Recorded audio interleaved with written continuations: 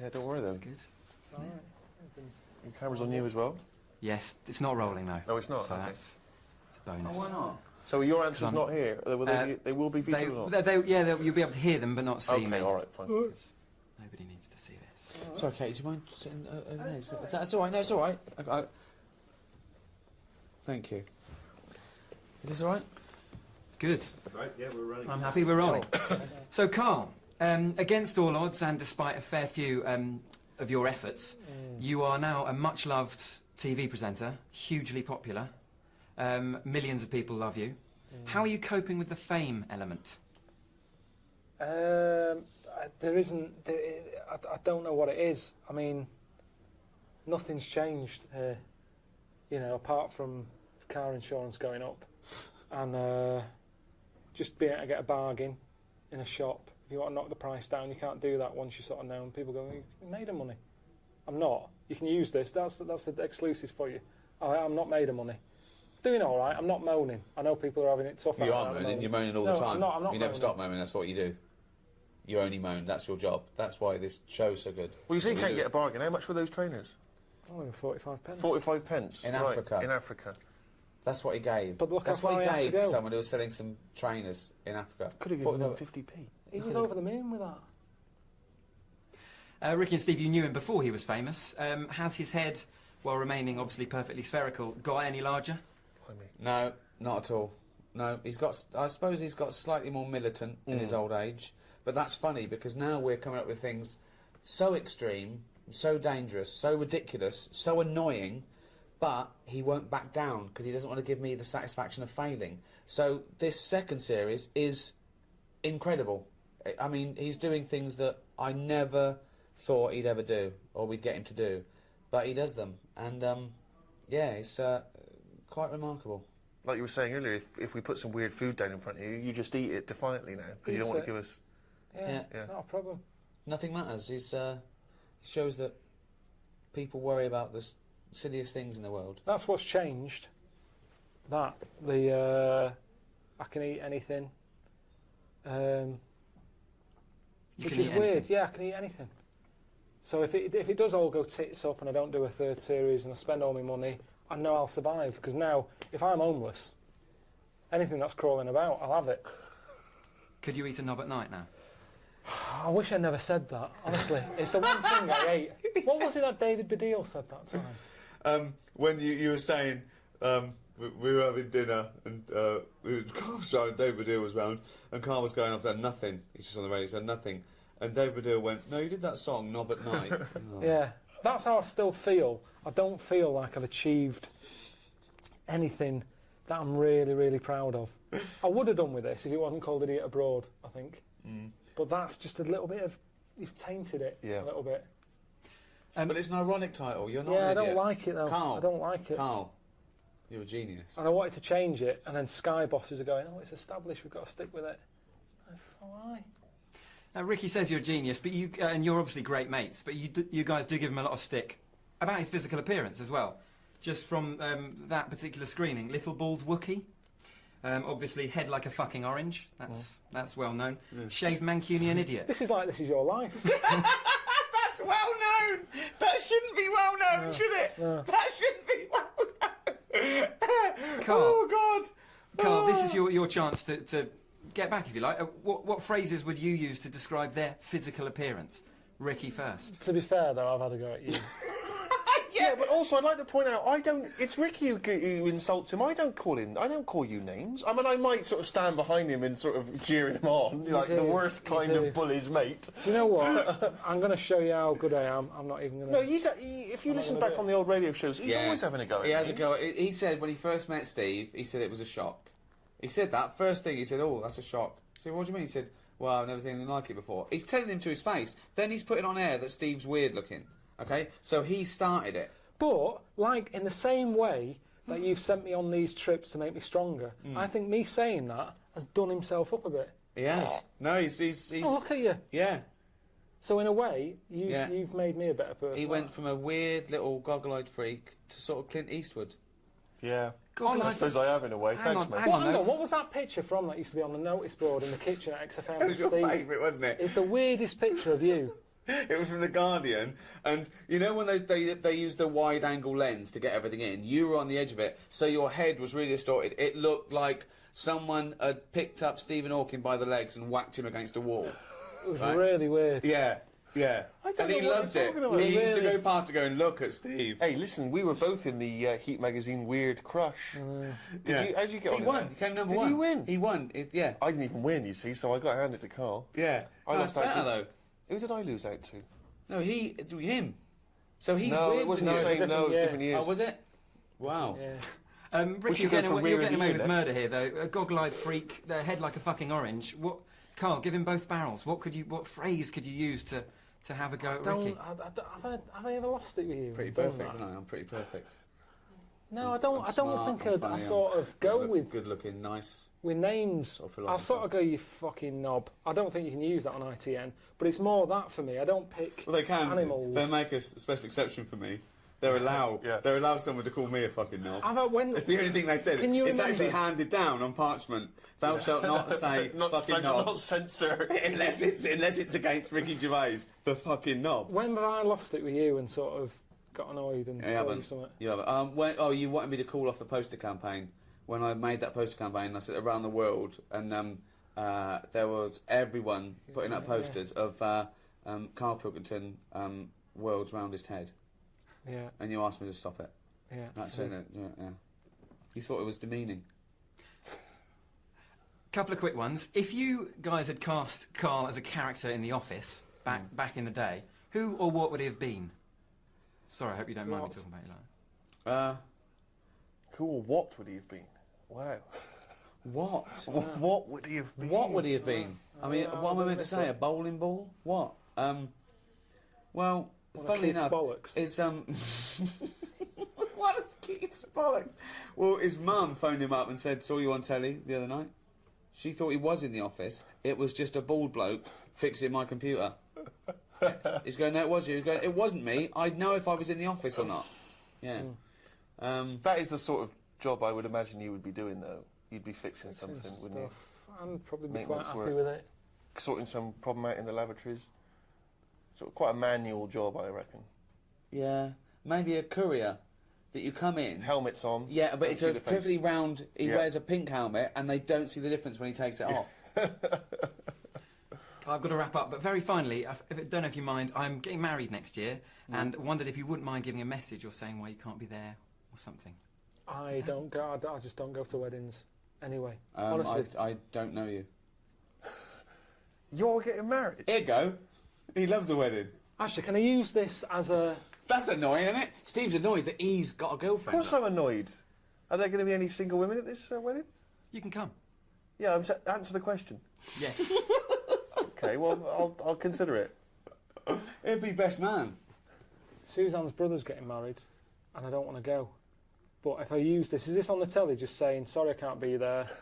You'll have a lovely time and everything. Good luck with the future. Say you're filming or something. Say you pretend you're filming. Do you know what? That's the only thing that would make me do Series 3. If we can put it at the same time as that wedding. Suzanne said you can get out of the wedding if you're doing a Well, TV she didn't. show. She sort of said, "Oh, you know, don't do it on purpose." But if I you're would, filming, honestly, I'd rather do another land dive than go to a wedding. I hate it. I've not got married because I hate them. It's not even I wouldn't go to your what's wedding. your fiance's name? Julia.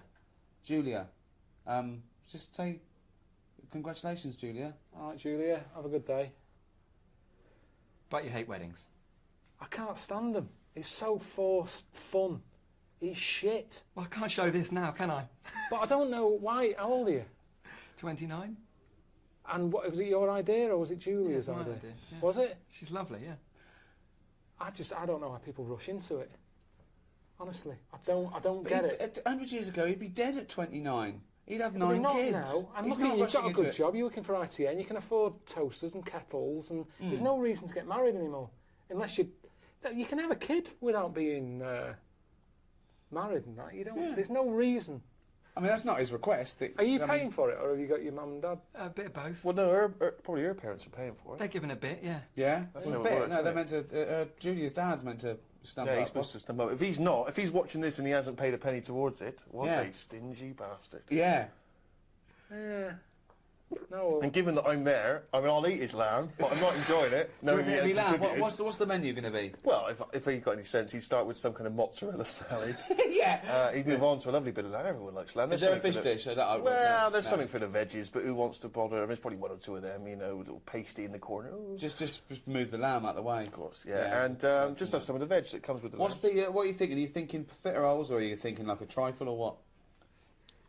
Thanks for asking, mate. It's more of a sort of, it's more of an eating mess they've gone for. Really? Yeah. And is it sit down or sort of help yourself? What's the vibe? Oh, sit down. This dude's not pissing about. This guy's not going with any buffet. So hold on, crap. He's got a band as well. If he's got only a DJ, then he is not the man I thought he was. It's Stag Do. Where are you taking him? What are you doing? What have you organised? We've gone to Prague. He slept with 14 prostitutes. They said was a record. They said those girls said it was a record. Is he just scraping it off, or is he? No, he doesn't care. He don't care about Julia, whether she's getting it or not. He's had his end away in Prague. He don't give a damn. Yeah, yeah. Well, so congratulations. Yeah. Have a nice time. That is beautiful. It is. Right, I don't know if you saw the thing the other week about the fella who's on that quiz show. Who? Sort of. Oh right, okay. Gay fella, straight, sort of man, woman. What are you talking about? Tell me what did you see? Tell me what you saw. It's this is like a kid come running in and he's seeing something frightening. It could be an alien, could be a ghost, could be a paedophile, and you've got to get exactly what actually saw out of him. Right, what did you actually see? It's just this fella who's a woman. Right. Right, okay, right, try and talk like a human being. Right. It's a quiz show that's coming on the telly. And it's this woman. Right, is it a fella who's a woman, or is it a woman? Bit of both, that's why I'm talking about it. But what do you mean? Is it a pre-op? Is it a transsexual, a transvestite? Is it a lady boy? Is it an hermaphrodite? What is it? I'll tell you about it. Well, tell me. I'm telling you. It's a woman. Well, it's a man. Oh, forget it. Listen, listen. Come on. What? It is a man. He is a man. Well. Oh, Christ's sake! It's a TV programme where they've got this transvestite or television. It is a transvestite, yeah. So, but the problem is, I'll tell you just because you don't know about it. The programme is. I don't know. I still don't know about it. I don't know anything about it. Still, I don't know. It's a woman, man, woman, man, woman, TV programme. Look, TV. No, it's a man who is now sort of half a woman. And a man who is now half a woman. No, well, this is what's weird about it. He's got the top half, but not the bottom half. What do you mean? He's got breasts and a wig, but he's still got his boys downstairs. He's Why do you do that? His caps and the boys are still there with his Y fronts, Why but that? upstairs he's got a lovely pair of dumplings. Why do that? Well, he's halfway through. But why not get it all done in one go? Maybe he couldn't afford it. Well, wait until you've got all the money. That just looks a mess.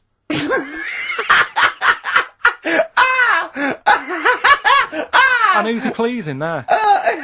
When he wakes up in the morning and pleases himself, he can't believe his luck. He doesn't know where to start. No, but what I don't understand, I mean, I don't want to see him. Well, can I just finish that sentence? What you don't understand is just about everything. Yeah. Right. What? I find it weird, right? I sort of get, I understand the gay thing, right? But do you? What do you mean? Well, I know. Well, tell me the gay thing. Explain the gay thing. I just know if you're a fella, you like men. I don't know much more than that. What do you mean you don't know? But what I mean is, with a transvestite, what's going on there? What do they want? Now, transvestite is a cross-dresser. See, I don't get that either. Because you mean a transsexual? That's a man who likes to dress in women's clothing. It's not necessarily. They're not necessarily gay. They're not gay. They're often not gay. They just happen to like wearing women's clothes, right? Yeah. But then why not wear women's clothes that could be seen as a bloke's, like Suzanne wears jeans? No, but just buy women's jeans. But that's their problem, is it? They like being seen as a woman. They like being seen as a woman. It's not just that it's more comfortable, or they'd wear a kilt. They like being seen as a woman. They feel more comfortable. All right. And what's the deal with this fella who's got? We don't know who this fella is. No, we don't know this man who's half a woman. He's called Miriam. Oh, that's hot. yeah. Okay. Brilliant. I love this.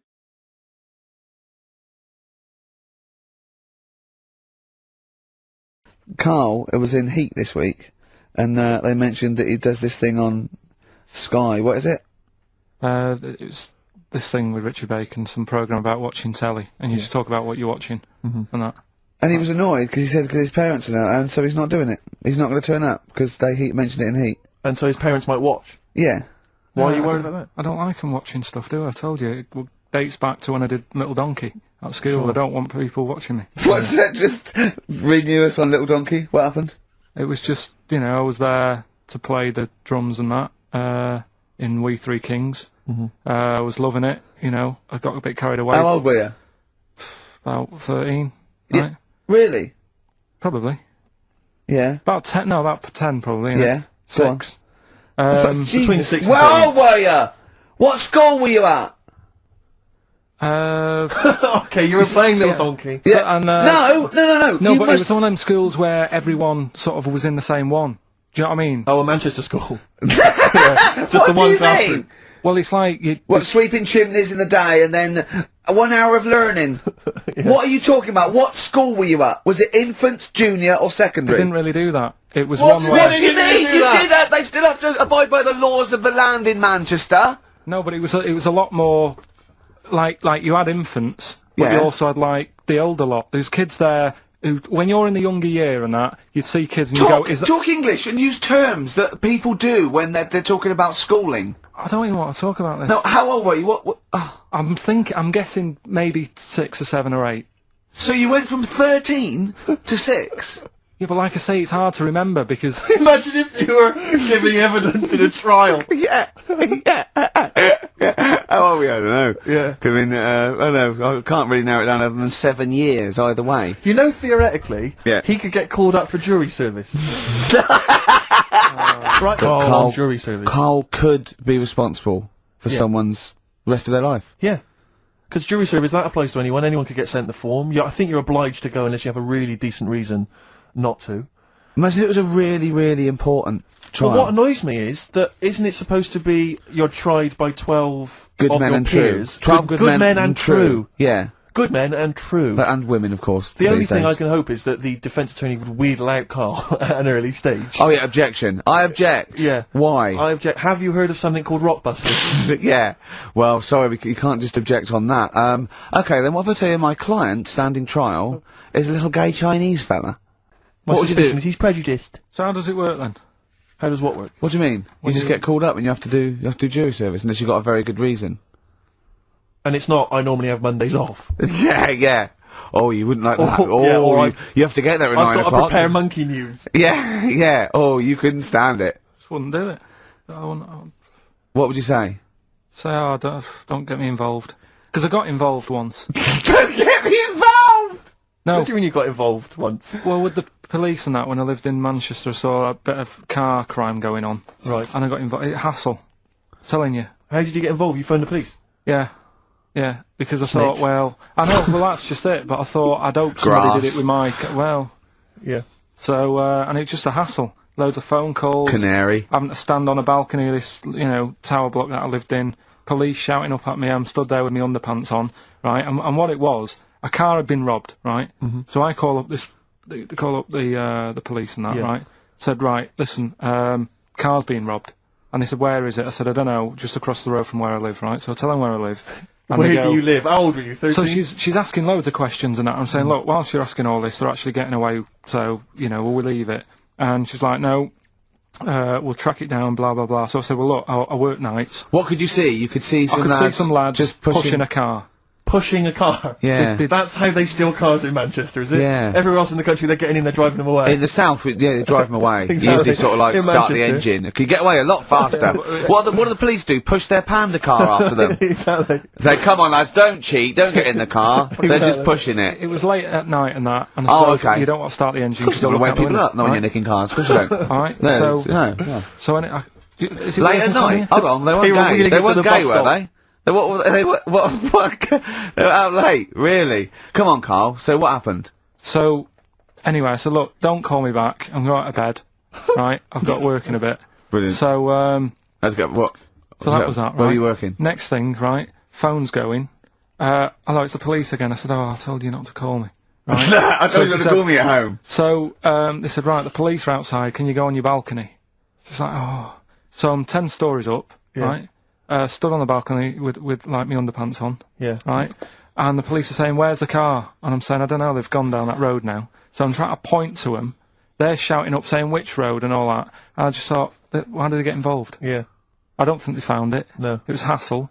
The what I mean? blokes were pushing it too fast. Exactly. They were in the next street by now, weren't But they? this don't get involved.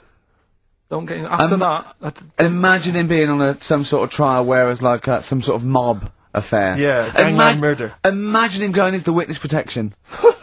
The police just explaining to him, your new name is Jeffrey Peters. Why can't I be called Bruce Wayne?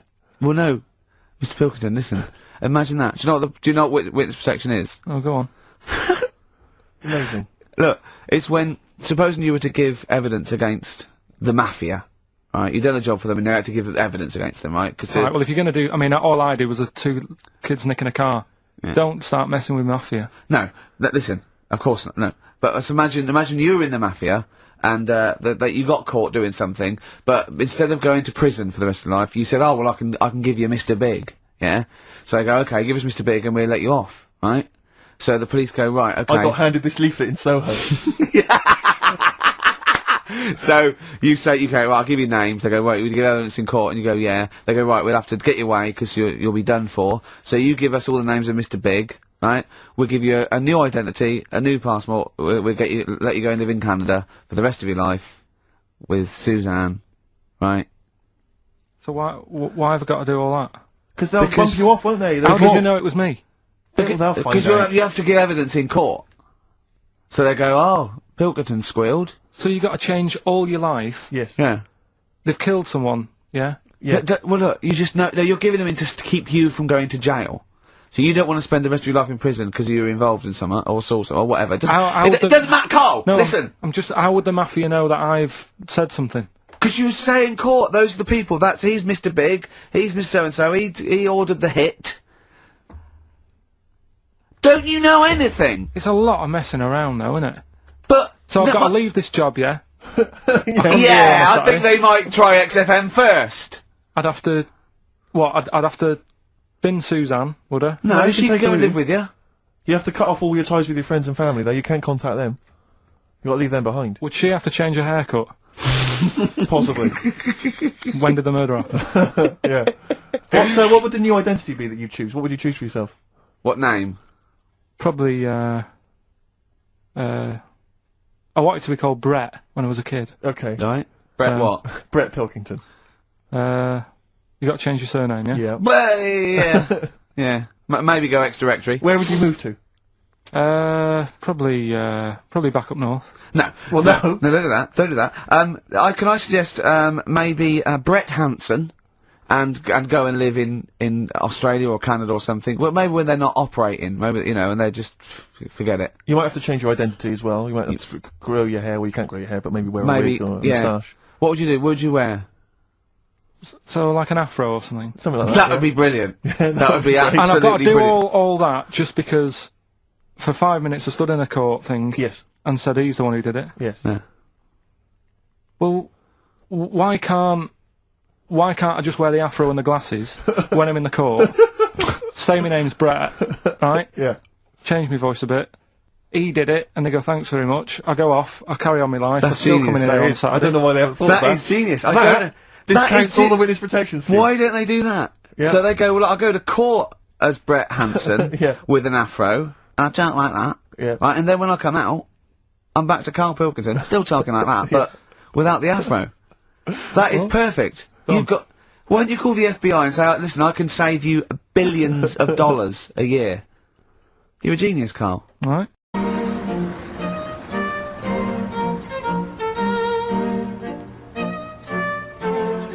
Excuse me. I'm here to pick up a dwarf. Oh, yeah. Drunk and disorderly and riding a children's tricycle down a dual carriageway. Right. They can press charges. No, if you're happy to take him into your custody. Yeah, okay. Whatever. No, second. That's what I mean. As soon as they even think they're in a film, they're going to get wasted. My name is Maximus Minimus, and I'll have my end away with your wife or the next. We had to confiscate his sword.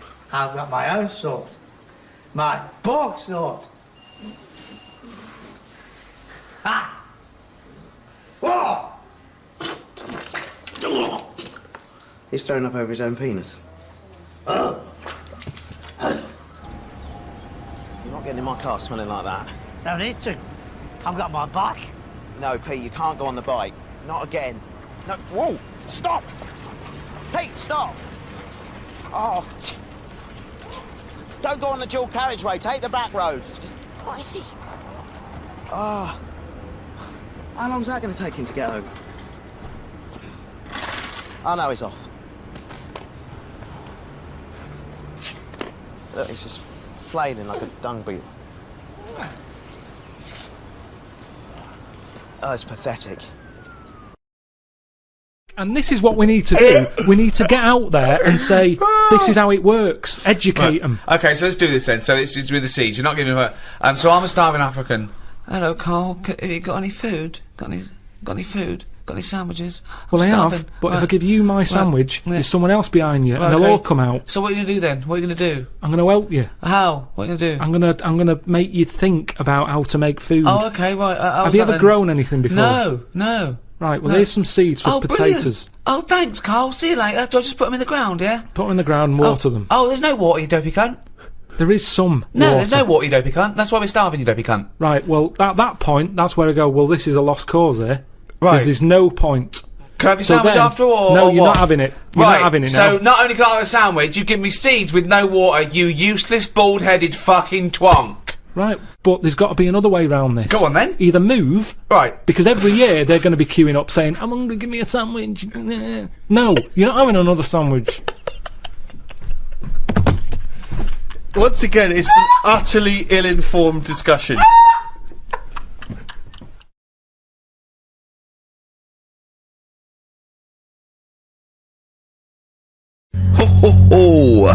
Placebo in this picture on XFM 104.9.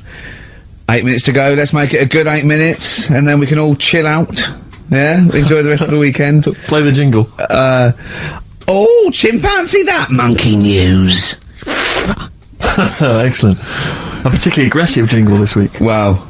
Yeah, looking forward to this monkey news.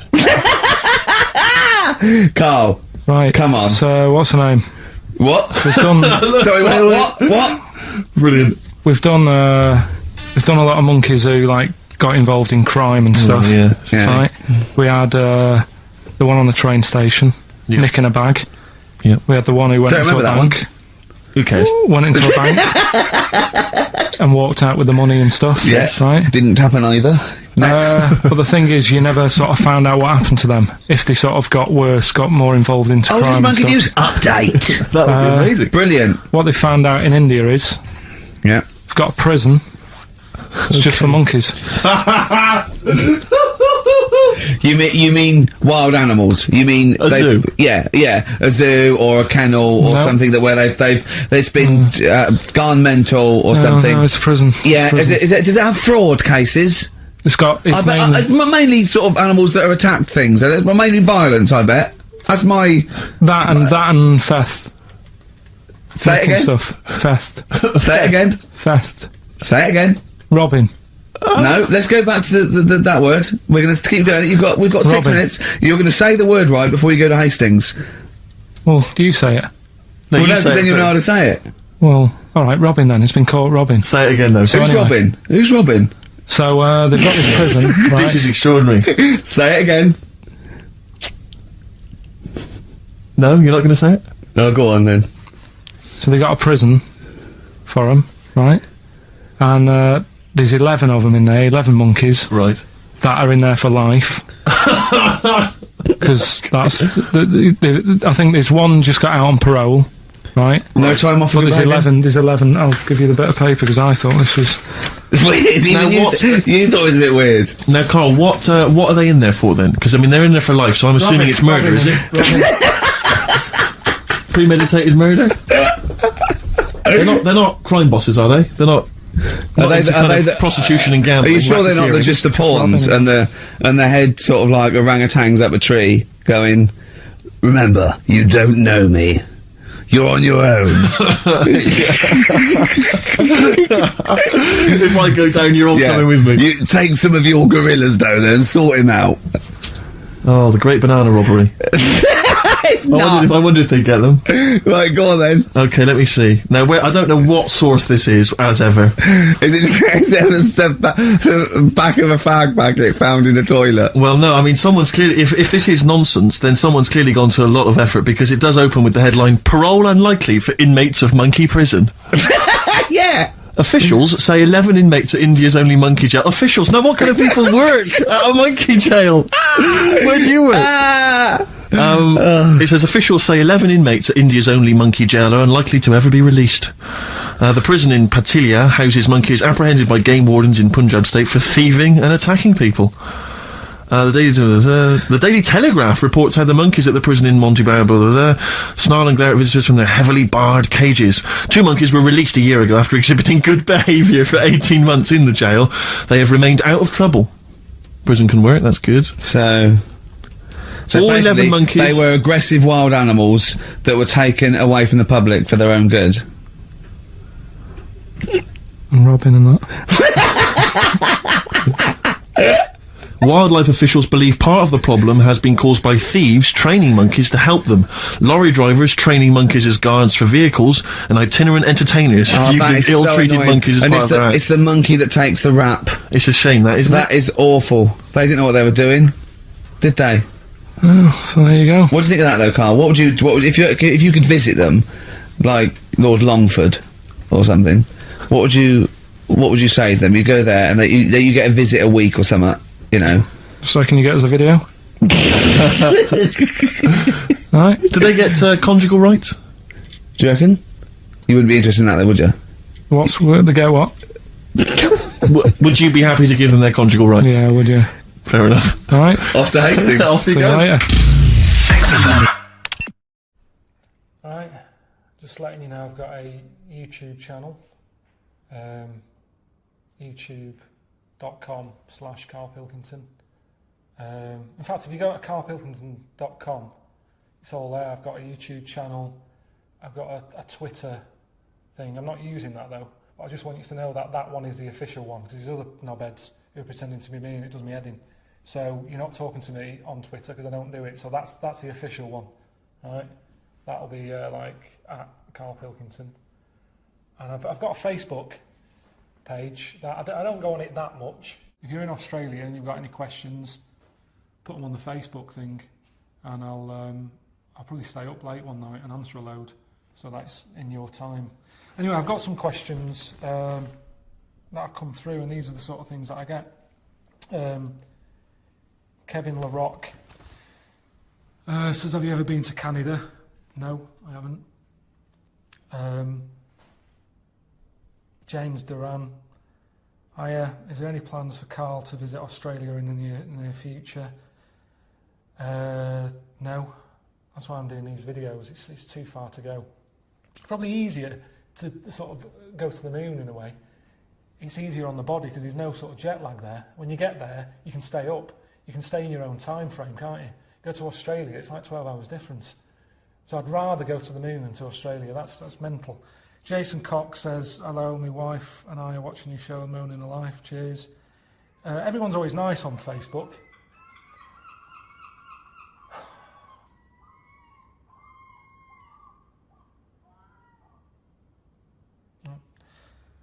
Jason Cox, he just says that him and his wife are enjoying watching the Moaning Alive new programme. Cheers. Mary Stanley, all right, Karl, it's Wednesday. Tell me what you're working on right now. I'm not working on anything. I just want to have some time off. I've been travelling about. I've got a bad back. It's my L5 S1. It's sort of gone and worn out a bit. So I'm not doing... in fact, I'm well bored at the moment. Again, that's part of the reason I've sort of agreed to do these videos. I haven't got much going on. About 3 days ago, you're not going to believe this, I was sat there trying to make the cat yawn. You know, they say yawning's sort of contagious.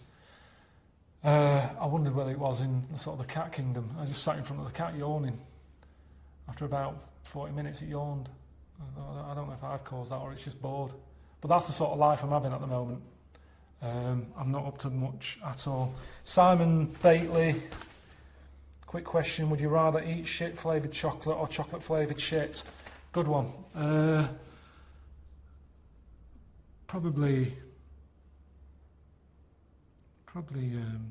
chocolate-flavoured shit, isn't it? If it tastes nice, then it's not that bad, is it? It's like most food, isn't it? A lot of food, a lot of treats are like full of shit, but they taste nice, that's why we eat them. So that's what I have. Hello, Carl, do you speak Portuguese? No. Have you tried a pomegranate? I mean, Jesus, these are the reasons why I don't go on Facebook and Twitter a lot. These are the sort of questions I'm getting. I have tried a pomegranate, it's a lot of messing about. It's the one you eat with a needle, isn't it? I haven't got time, really. Well, I have got time. I was trying to make a cat yawn the other day. But I don't want to use my time eating a fruit that you have to use a needle to eat the pips with. You know, if you're meant to have 5 fruits a day, you're going to take up the full day eating fruit if you have to piss about with a needle every time you have a bit of fruit. So I have had one, but I don't like them. I prefer grapes. Just wondering if you've seen the Human Dolls programme on Channel 4. It's mental. Yeah, I did see it, yeah. Right, so that's that. I'm going to be doing a Q&A on Facebook around sort of early February for people in Australia. So if you want to chuck out, you know, any questions, I'll answer them then. All right. Cheers.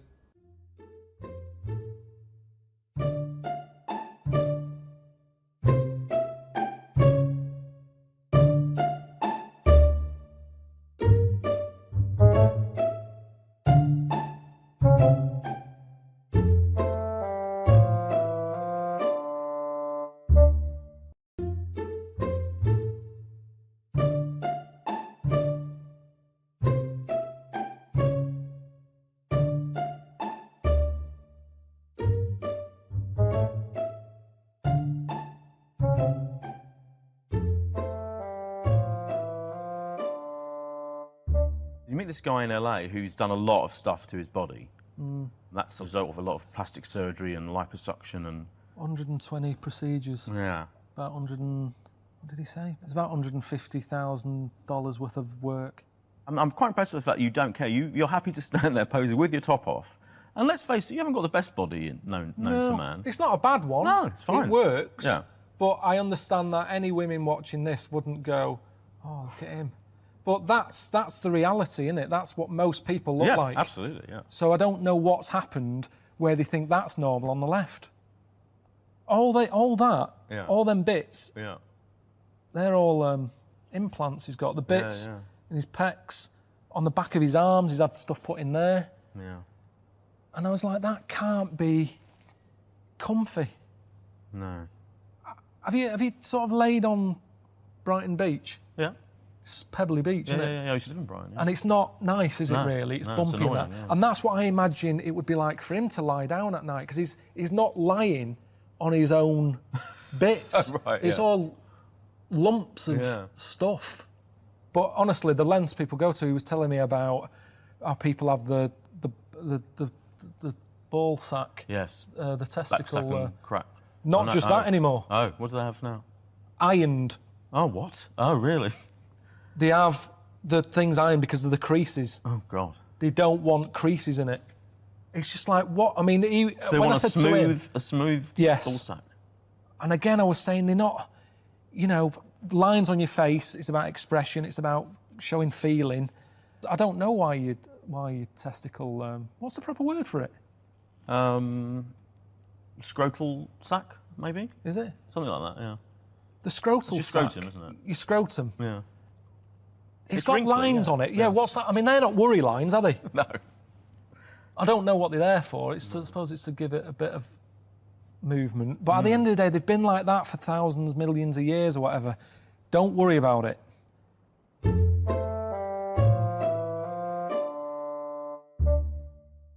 Do you go to the toilet in front of each other?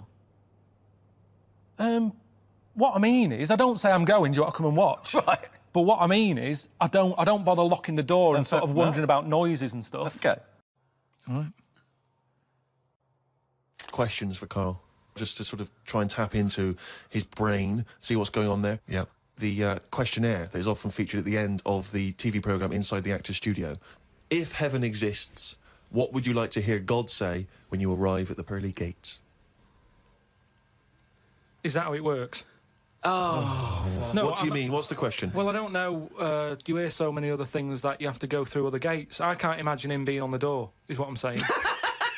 If he owns a place, what's he doing there? He could put anyone on it. It's St. Peter, isn't it, who's normally minding the gates, famously. Right, so it's him asking me. OK, well, let's say it's St. Peter. No. You go through the gate. Peter goes, "Oh, you're expected. He's got an appointment. We're going through to God. Go through a few doors. Go up top floor, right past the executive washroom, into his big office. OK, that overlooks the universe." So what? So you've gone in to see God. It's an audience with God. You've died. You've gone to heaven. And what would you like God to say to you at that point? Probably just say, you've done well and that in your life. You never did anybody any harm. So, welcome to heaven. Any problems, give us a shout.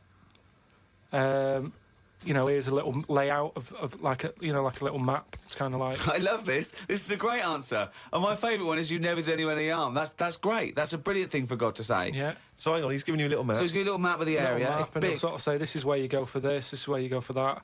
I'd probably ask him about the ghost situation. I'd say, am I now a ghost then? Or is this just like another planet that I've come onto? Right. I don't know if he'd answer that. I don't know if he'd be sort of a bit cagey. Yeah, a little bit like, well, I don't want to panic you and stuff. I'd say, right, is it right that I can see past family and that? Because to be honest, I probably prefer to stay away.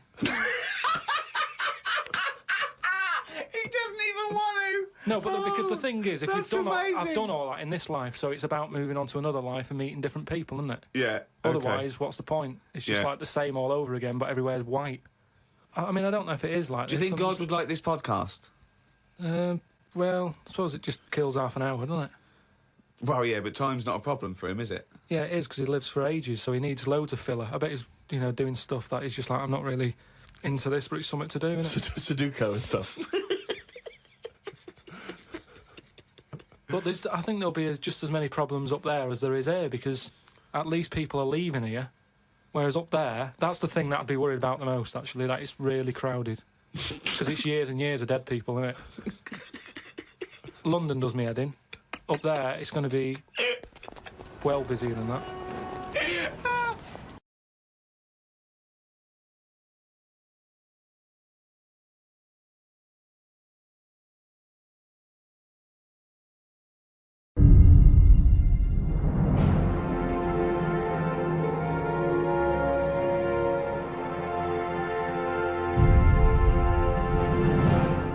Hello, and welcome to Learn English with Ricky Gervais.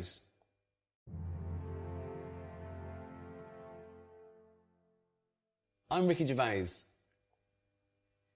With me, Karl Pilkington. All right. I won't be speaking your language. I won't be translating what I say. I'll just be speaking English, okay? The translation will come up on the bottom of the screen.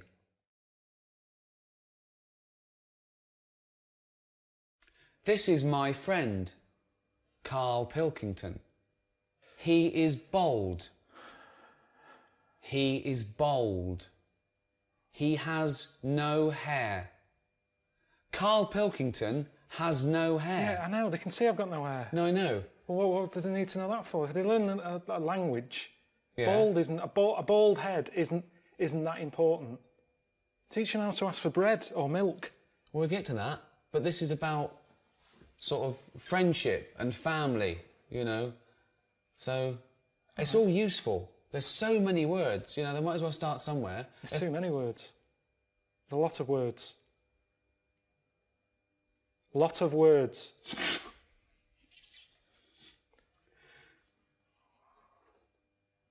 So you say it. Karl Pilkington is bold. Karl Pilkington has got a head like a fucking orange. Right, I really don't know why they need to learn this. Because they might need to say that one day. No, but I get enough abuse now from English people. I don't want Chinese suddenly turning up going, fucking orange. Teach them how to say milk. I need milk. Milk for tea. Coffee. Teach them useful stuff. Okay, well, go on, teach them something then. Who am I talking to? People around the world, they can't speak English yet. So what are they... Well, so, Chinese well, are the doesn't ones it do, okay, what? I've been to China, and none of them know English. Right. So they need to learn English. Okay. So, what would they want to know? You see, they don't need to know about milk, because they don't like milk. They think English people smell of milk. They smell of milk. Smell. What does smell mean, Karl? Smell. Stink. Fucking hell, you smell. Rank. Rank. So you've got a Chinese fella, he's coming over here and he's learned the word rank, meaning you stink. Smell. Stank. Stunk. That stunk. Give an example.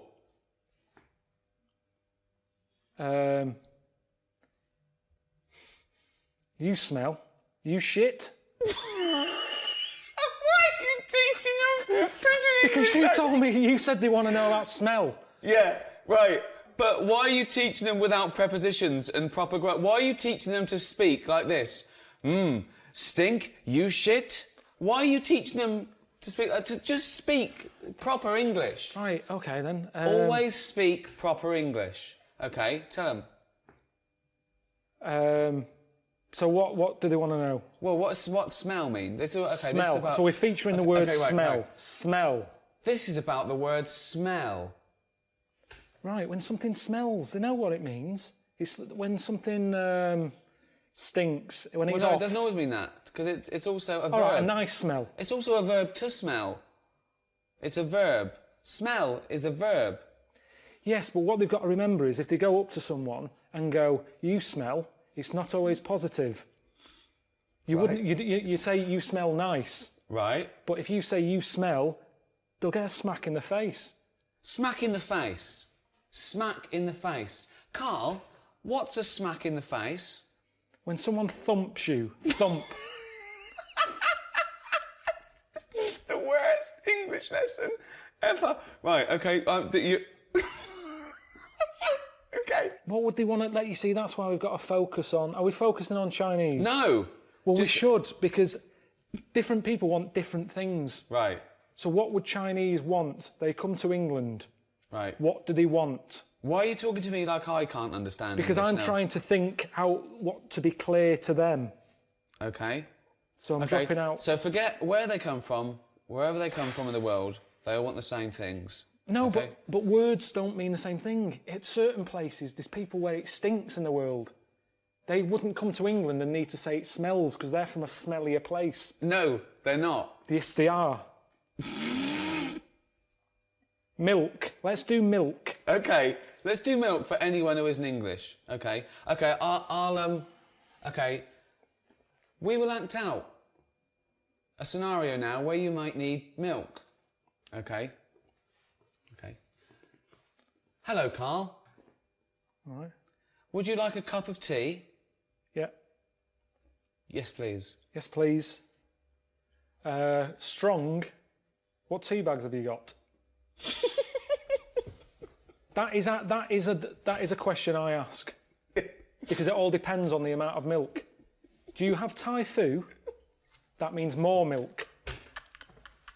Thai fu does not mean more milk. No, it's a very strong tea bag. Right. Twinings, little bit. This isn't. They don't need to know the details. This isn't a travel guide. This is just.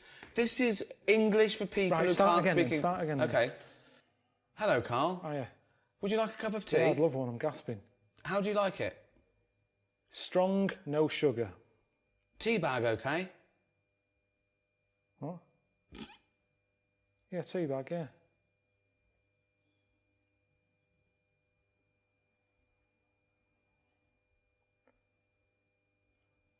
Right, that should be all right. Would you like some milk? Just a drop. A drop, not much. Would you like semi-skimmed milk? Yeah. Semi-skimmed milk. Whoa.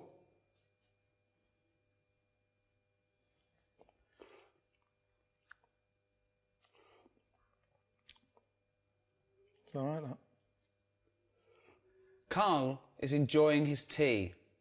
He had it strong with a drop of milk. So that's the basics. In England, we like to drink tea.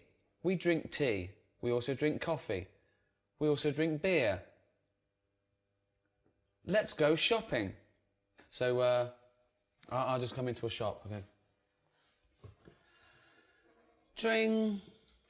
Afternoon. Hello. Oh, yeah. I want a fish. What sort of fish do you want? We've got loads. What sort of fish are there? Loads. I haven't got time, to be honest. You've come in at a busy time. And have a look and come back to me. And I don't know what type of fish is this? That's a kipper. Okay. A kipper. What's a kipper? Chinese and Japanese know fish really well. Okay. They don't need Stop thinking we're just talking to Chinese and I don't know where the Japanese came. It was just Chinese people. This is for anyone who wants to learn English. Anywhere around the world. There might be Spanish. There might be French. There might be German. Okay? Why do you only care about the Chinese learning about this? Because most Spanish people can speak English. They've been taught it. But all right, kipper. Okay. It's a fish. It's sort of a fishy sort of fish. There's some fish that's more meaty. Tuna. What sort of thing are you after today? Is this for you or for someone else? This is for me. I'd like to buy a fish, please. Right, but surely you know what kipper is. Look at it. Look at the fish. Here it's called kipper. Where are you from? I don't speak English. I'd just wrap any old shit up and give it you. You'll like this. Tenner. Rip you off. Because I'm busy, and that's what happens in this country. That's what they want to be careful of if they're watching this. If you come into England, don't be ripped off, rip off, conned, taken advantage of. Done up like a kipper. Done up like a kipper. Look at this foreigner. I done him up like a kipper.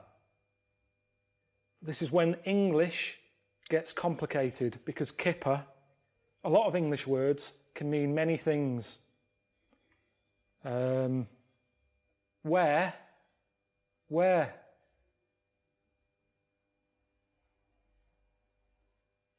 Same word, different thing. Wearing. Where have you been? I'm wearing a jumper. Where have you been? Where? Brilliant. One word, two meanings. At the spa. Hello. I'd like to book an appointment for a treatment. Okay. When are you thinking? We're busy all today. Tomorrow? Can we just do it today? Can it just be available now? Can't we just do it that it's available now? There's nothing... Well, all right, I can fit you in. Someone hasn't turned up yet, so we can get you in sort of in 10 minutes. Okay. Right. Okay. What would you like? I would like a back, crack and sack waxing, please. I would like my back waxed, my crack waxed and my sack waxed. Right. Do you do the treatments yourself? No. I'd like you to. Well, I can't. Why not? Because I have to be on reception, taking calls. Well, okay. You can't request who's doing your sack, your crack or your back. There's a woman in the back who does your crack. Well, This is fucking insane. Right, that's enough. No, I don't know what we're doing. I don't know who's going to learn anything from this. Wait. Okay. Okay. Well, ask me some questions about... Okay. Well, I don't have to ask any questions. I said you can be going in 10 minutes. Okay. I'm not doing it. I'm a work kid. I'm not paid or qualified to be sorting your ass out. Wait, okay. Actually, thinking about it, the hair on my crack hasn't grown back, nor has the hair on my back. But my sack is very hairy. Wait, My sack is very hairy. I don't need my back waxed or my crack waxed, but I need my sack waxed. Right. Now, I'm surprised you haven't done it yourself, because it's the back and the crack that's the difficult bit. The sack you can do yourself. And to be honest, it should all be growing at the same time. No. So there's something wrong with you. No. You've got a hairy bollock. When your back is lovely and bald. Right. You don't need it doing... Bald. Bald. Fuck's sake. My back is bald. Yeah. My crack is bald. My sack needs waxing. Right. It's quite an emergency. My balls are very hairy. Can I have them waxed, please? Yes. How much just for the balls? £15 for £15 two, for the both. For two. Okay, Yes. that's good. So £7.50 each. It's £7.50. Yeah, but we don't split it. That's the price. Yes. You can't have one done. No, It's I have £15. I have two balls. I have two balls. How many balls do you have, Carl? Two. Carl has two balls. Are your balls hairy? Average. Okay. Which is strange because Carl's balls are hairy, but he is bald on his head. His head looks like a ball. His head looks like a bald testicle. Carl has a head like a bald testicle, but his testicles aren't bald. Okay. How long will it take to wax my balls? 10 minutes. 10 minutes. Okay. So it's £15 and 10 minutes. Can you do it? Can you do it now, please? No, I won't be doing it.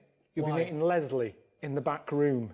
I don't really. I'm a little bit shy. I know you. Could you? You don't know me. You've just turned up. Could you wax my balls? No, I'm not waxing your balls. Bollocks. Scrotum. What else is there? Testi. If you're having one done. Bollocks. Sack. What else is there? Okay. Right, We've done done. that waxing. Okay. At the doctor's. Hello, doctor. Hello. I have a pain. Okay, whereabouts is the pain? My anus. Of course it is.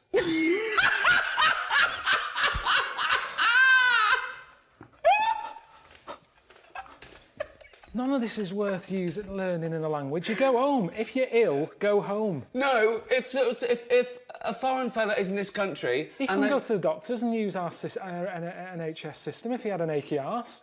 He'd get on the first flight home. Why aren't you going travelling? You're here as a tourist. Yes. Yeah? Right, well, see London. Instead of worrying about your hairy bollocks, see the London Eye. The London Eye. Tower of London. These are things that are going to be useful to them. Okay. Tower of London. London Eye. Buckingham Palace. The Queen. I've never been on holiday and had to have my anus seen to. I haven't had to have it seen to whilst I'm here, at home. Give them useful words. Fromage. Why are you teaching them a French word if we're teaching them English? I'm just saying useful phrases. Right. I've got a headache. Okay. What would you do? Okay. What scenario would you do to teach them? Who are Carl you? will now teach you a useful scenario. Yeah, who are you? Anyone you want me to be. What do you want to do? The bins haven't been emptied. Who? Okay. Who are you? You're making this scenario up. This so, is your. So who are you then? The council? It's up to you. Right, you're my neighbour. Okay. Why do you keep putting bins out? The bin men doesn't come till Thursday. You keep putting bins out. I'm sorry, Carl. I'm very sorry. I've had a bit of trouble. I woke up this morning and it's the worst it's ever been. I've got distended. I've got a prolapse rectum and I've distended. My testicles are very, very low because I'm old. I'm lactating. Yeah, all right. Listen, The can you just hair. put the bins out on a Thursday? I can't put it. Put your My balls Yeah. are so low because I'm an old man. But can you put the bins out on a The bin men doesn't come till a Thursday. It's Tuesday. You're putting bins out too early. There's foxes getting at them. There's shit all over the place. There's dirty underpants you keep putting in the bin. I've told you it attracts foxes. Stop putting the fucking bins out two fucking days early when they've got to sit there and it attracts shit. I'm trying to sell me flat. These dirty, shitty undies all over the fucking pavement. This has happened to you, hasn't it? Yeah, it has, yeah. Did it really? Yeah, it has. What did you They do? don't give a shit. They don't give a shit.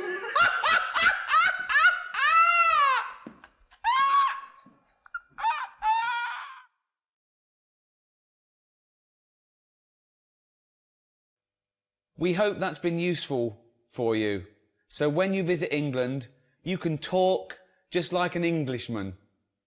Thank you for learning English with Ricky Gervais and Karl Pilkington. So, yeah. See ya.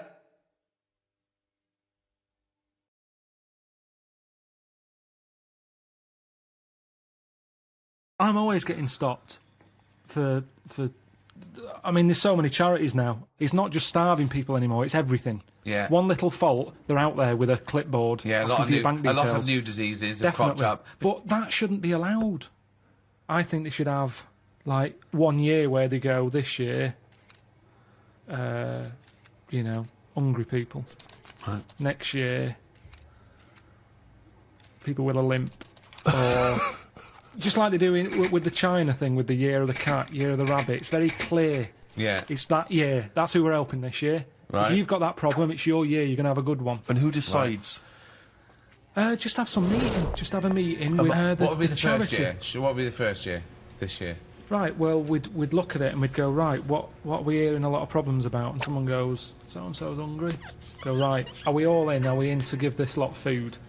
And we're not just going to give So them it's food. not everyone who's hungry, it's specific people. So it's like hungry... Starving, people who are starving. If someone goes, oh, my kid's deaf, well, maybe next year.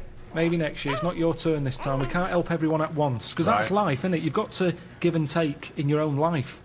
There's things that I want, I can't have. I'll do without, have something else But that's there's more so many important. causes that But it that's could what I'm wait saying, 20 years Steve. before your Okay. charity I know, comes but round. what can you do then? Because we're not sorting it all out anyway, I'm paraplegic.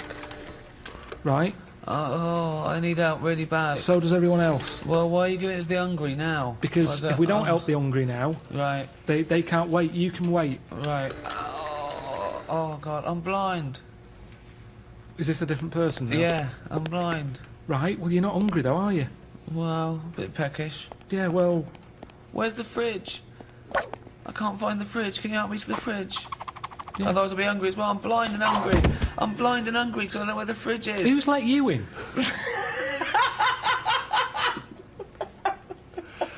But Carl, this is just it's Just a some chaotic order. idea. It's It's a chaotic not. because people who are hungry, there's always going to be people who are hungry. Yeah, but I sort the problem out. How do you sort it out?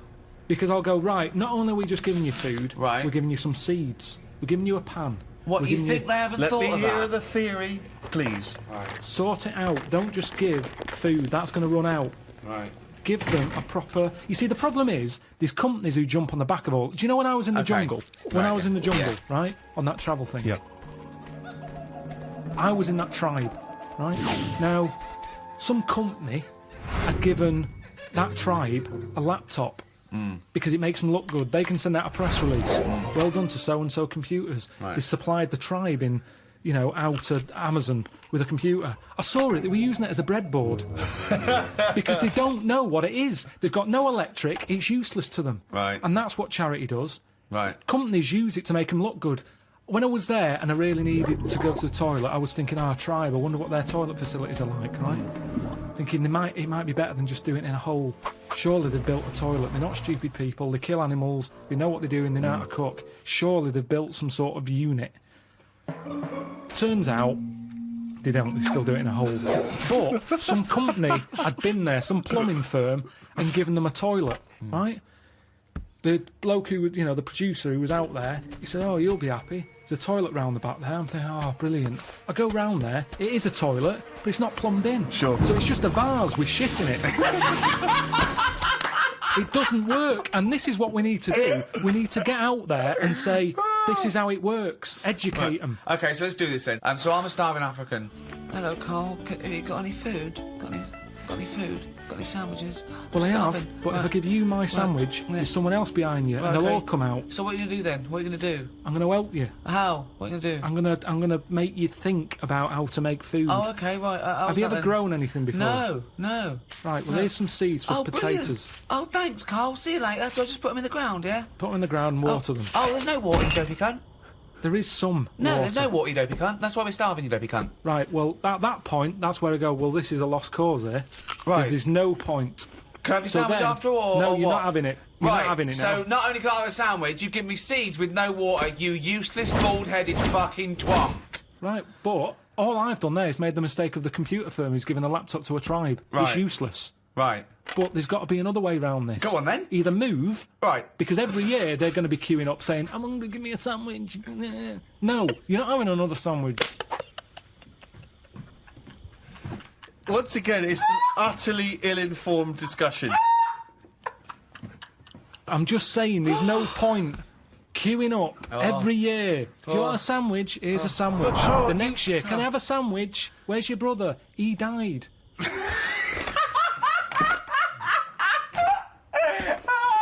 It's not sorting anything. It's buying him an extra day, an extra month or something. But It's Carl, pointless. the point is, like Ricky's just flagged up, is that some of these countries, the conditions... He died! The conditions are not there to just be able to plant potato seeds.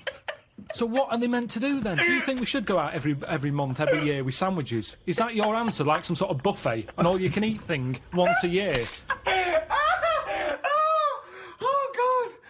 You see, it is bad. I don't want to come across harsh. They've got nothing. We waste stuff here. Waste annoys me just as much. Right. When I see sandwich shops chucking stuff out Yeah. and bin bags binning it, Yeah. when there's people out there who are hungry, it's ridiculous.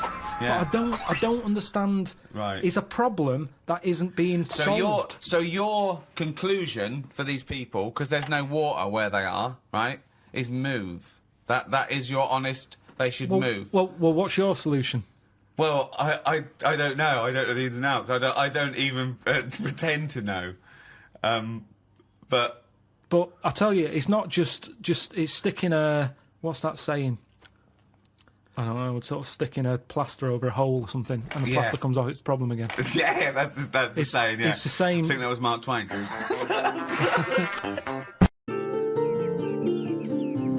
Well, last time I came here, when I saw the Great Wall, didn't really enjoy it, did I? And I got back and I sort of said to a mate where I'd been, and he told me about this place. And I was gutted. I never came here. All this way. I never saw it. So it's weird in a way that I've had a second chance. It was like it was meant to be. I think it's in keeping with what we've been doing. Travel programme, showing you the world, how others live, little communities and all that. Right. This is it. It's Dwarf Village. It's like this little town that they set up. Dwarves used to get a hard time or something in China, so they set this up, place where they live and work. They've made it for themselves. Everything they want, it's made for being a dwarf. It's ideal. Well, they're all happy. Look at the skill of this. I'm doing a little bit of woodwork. Looks amazing. I mean, that's not crap, is it?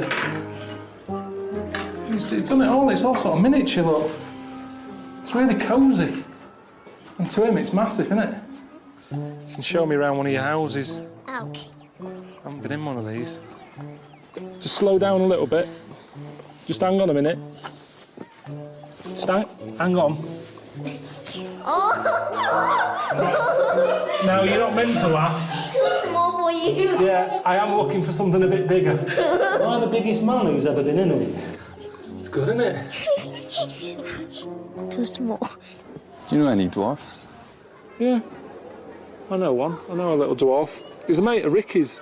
I don't know what he'd think of this. He's always playing roles as, like, elves and Santa's little helper and all that. So at the end of the day, what's the difference? At least here, they work every day. 2 p.m, showing 7 days a week. Dwarfs at home, they're busy at Christmas. What else are they doing for the rest of the year? There he is, sat on a shelf. Name's Warwick. Any film with a dwarf in it, he's it. Hello? Is that Warwick? Yeah? Hey, it's Karl, Ricky's mate. Oh, yeah, all right. Yeah, what are you up to? I'm just in China. I'm looking at a dwarf village, and I wanted to run the whole sort of concept by you, because I know that people at home get a bit funny about, oh, you shouldn't be, you know, having a little dwarf village and all that. And it's really good. The people in there are dead happy.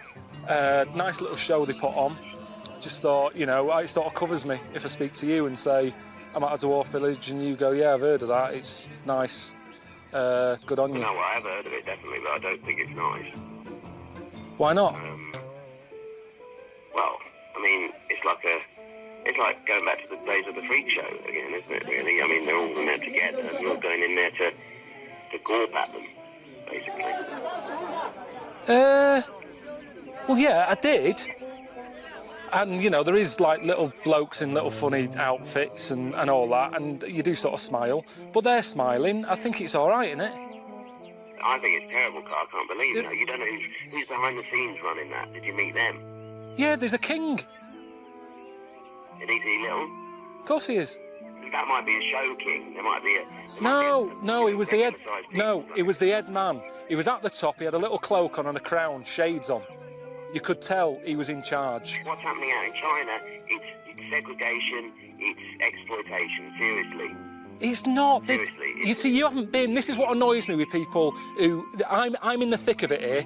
I'm stood by their houses. They're all happy. There's a woman who I met who's a little dwarf. She's only been here 4 months. She's already got her own mushroom to live in. Now, you tell me that's wrong. And I'm just a bit disappointed in you, to be honest. Hang on a minute. You're being all on your high horse and that. The picture that I shown of you on the telly so people knew you were sat on a shelf. Yeah, well, it doesn't change my opinion, to be honest. I was doing something that was important, what I was doing there. Anyway, it was... So, if all your work dries up, they're not making another Star Wars, you can't dress up as a little monkey, you've got no money coming in, you wouldn't think about coming here then? Definitely not. Next time... We do, of course, Rick, every week get thousands of emails. Emily from New York has asked Karl this. Karl, if you were on a sinking ship, or you were in a burning building, and you were with myself and Ricky, but you could only save one of us. I don't know why that's the case, but you can only save one of us. Yeah. Who would you save? Would it be Ricky, or would it be me? I think it's a two-man dinghy. Right, okay. Possibly. And we're trapped, and he knows that if he stays there to get both our legs out from under this thing... the girder. Yeah, he dies, so he's got room, he's got time to save one. It's obviously me. It's hard to say, isn't it, at this point? What, because Steve's in the room, you mean? Well, no, just because we don't know what the situation is. Okay, well, let's say we're on a sinking ship, all right? So you're going to have to rescue one of us, drag us into the dinghy. It's going under. You know, in 30 seconds, okay, this ship's going to go under and drag you down, and you're going to die, right? And our legs are trapped, and you've got enough time to untangle one set of legs. Whose legs do you untangle? Now, just because my legs are long does not necessarily mean it's more complicated. No, it's exactly the same amount of time. Just have to make a choice. A terrible choice that Steve would not, hate you for. Well, no, listen. He won't be around for long. He's going to drown in 30 seconds. Forget him. Bear in mind this, Karl. You are going to be stuck in a dinghy with Ricky Gervais, and who knows how long that's going to take. Think of all the head squeezing that's going to be going on, the comments, the wind-up. And do you honestly think that he's going to, if there's any provisions, that he's going to split them evenly with you? I mean, he's going to have drunk all the water, and there's only going to be about half an hour in. The food's going to be gone. Look at his gut. Look how much, of the food he's going to have to eat, the baked beans that you've got on board. Whereas me, you know how generous I am. I'm always sort of helping you out. Oh, there we go, Karl. I think he's put the nail in his own coffin there. You know how generous I am, Karl. Let's talk about that, Karl. Come on, think about that one. Yeah, I mean, have you forgot about that, Steve? What? The time when we went for a coffee and we had to have a bit of a heated debate about the 50p change.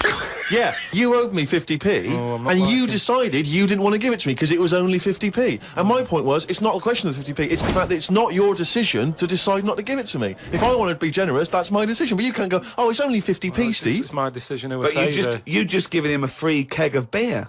Yeah. But that did not come to you, and you didn't pay for the free keg of beer. It was a promotional thing that was sent to you. It's the same thing as the way I gave Suzanne my leaving present from my last job. A lot of people may not be aware of this if they haven't heard us talking about it before. Yes, but you had a gift from your work as you were leaving after however many years of service, which you then gave straight to your girlfriend without telling her that it had been received from people at work. Doesn't matter. She wanted a camera. It's the same thing as you.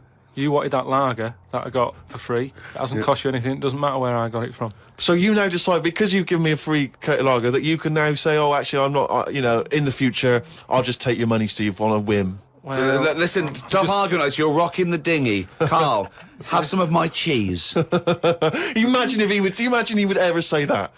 Can you imagine him ever offering you any of his cheese? Are you going to save Carl, mate? I don't want to say. Well, think about it, and I might do a sort of a for and against or something, and then sort of so the conclusion is okay, all right. Picture on the when I was on the plane coming back from here, there was a picture of this new luxury hotel. It'll be, I think, $10,000 a night to stay there. It looked extraordinary. It was a hotel, and the best rooms were built under the water, under the sea. Wow. So it was the best hotel we've ever seen, but surrounded on all sides by glass, and out of it you could see the sea, the sharks, the fish. I don't think I'd like that. No. But that's just one of them hotels where it's over the top for over the top sake, isn't it? Like where they have 12-course meals. Well, just have 2, but make them bigger, rather than dragging it out and there's the first course. A couple of snails. Yeah, it's just for me all that is. Don't eat a snail. Don't have one snail. Eat one big tortoise. If you want slow food, don't have loads of little snails. Here, there's a giant tortoise. Tuck into that. Feeds 10. But it's what you were saying before. When you start having to take a risk with food, like the fish that can kill you if you eat it, don't bother. There's apparently a delicacy in Japan, again, someone could verify this, where they eat a live little octopus. And it can stick to your throat because it's obviously fighting for its life. I mean, good. Again, you don't need to eat a live octopus. What are you thinking? How cruel is that? Well, how fresh do you need your food? It's not, do you know what I mean? But I always remember this story when I was a kid about some bloke who, a bit sad, this story, but weird. He had throat cancer, right? And his doctor said, carry on with your life, right? It's not going to be that good, but just carry on, but don't eat meat. And he was like, I love meat. He's like, yeah, but just don't, have your veg, plenty of vitamins and stuff, keep yourself strong, but don't be eating that anyway. He was fed up because he loved his meat, and his wife was feeling a bit sorry for him one day, and thought, I'm sick of him looking fed up and that, all he wants is some meat, for God's sake, give him some meat. So she goes to the butcher's, gets him a big piece of, steak and what have you. He can't believe it, he's like, oh, brilliant, cheers for that. Anyway, he's got the meat on his plate, just about to tuck in, and the cancer comes out from his throat. What? No, I know, it sounds really weird, but it's something that I was told about years ago when I was growing up. What are you talking about? It was just some bad illness, some cancer thing, and it was coming out waiting for the meat. It was sort of dying. Again, a lot of your medical knowledge is from the film Alien. So this guy with throat cancer, okay, as opposed to it being a disease of the cell, it was like a living. The alien. So it was the animal. It was the little animal cancer. That's why what are you talking about? Meat. He wasn't allowed to eat meat. So it's sitting there. So it's actually sitting there in the throat. Well, I'll tell you what I'd have done if I'd have had some cancer in my throat. I'd go, there you go, rid of that. What are you talking about? So what happened? He choked to death on this thing, and the wife was like, "Oh, I shouldn't have given him the meat after all." That's a bollock story. It's all. There's loads of weird stuff like that. That happens in medical stuff. Well, the terrible thing is, if you got testicular cancer and you eat meat, your bollocks come out of your trousers, and they're all over the plate, and you have to be asked to leave the restaurant. The other thing that I was told when I was younger about medical stuff and that. Who's telling you this stuff? My mum told me about it. Jeez. Because she always says to me dad, because he has too much meat, and she's always like, Remember the fellow with the troll in his throat.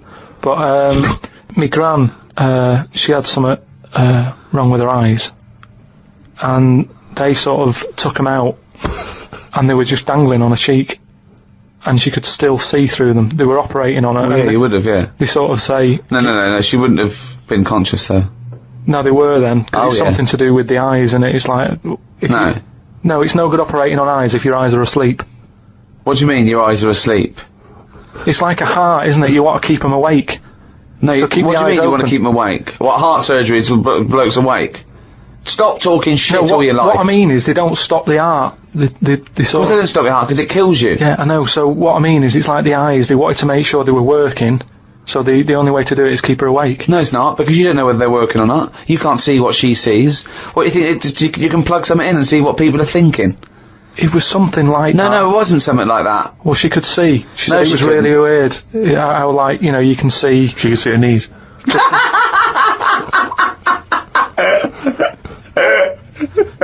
That is bollocks.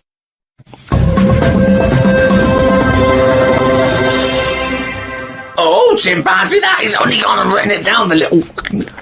That's the jingle for Karl's diary, excerpts of which we read each week. Get straight into it. A band from the Conga have won the Best Newcomers in a Radio 3 competition. They use pots and pans for instruments. It says that the Conga is a poor, sad place. So why do people do that happy dance at the end of parties called the Conga? Right, one is the Congo. There's no place called the Conga. They come from a place called the Congo. Where do you come from? Okie dokie. It's a terrible place that we don't know whether to put our left leg in or our right leg in.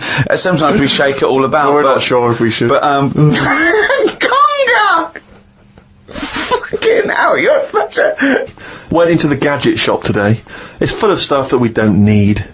Gadget used to be a good word that made you think of James Bond with all his gadgets. The best thing I could find in the shop was a clock that ran on potatoes. We are definitely going backwards. I agree.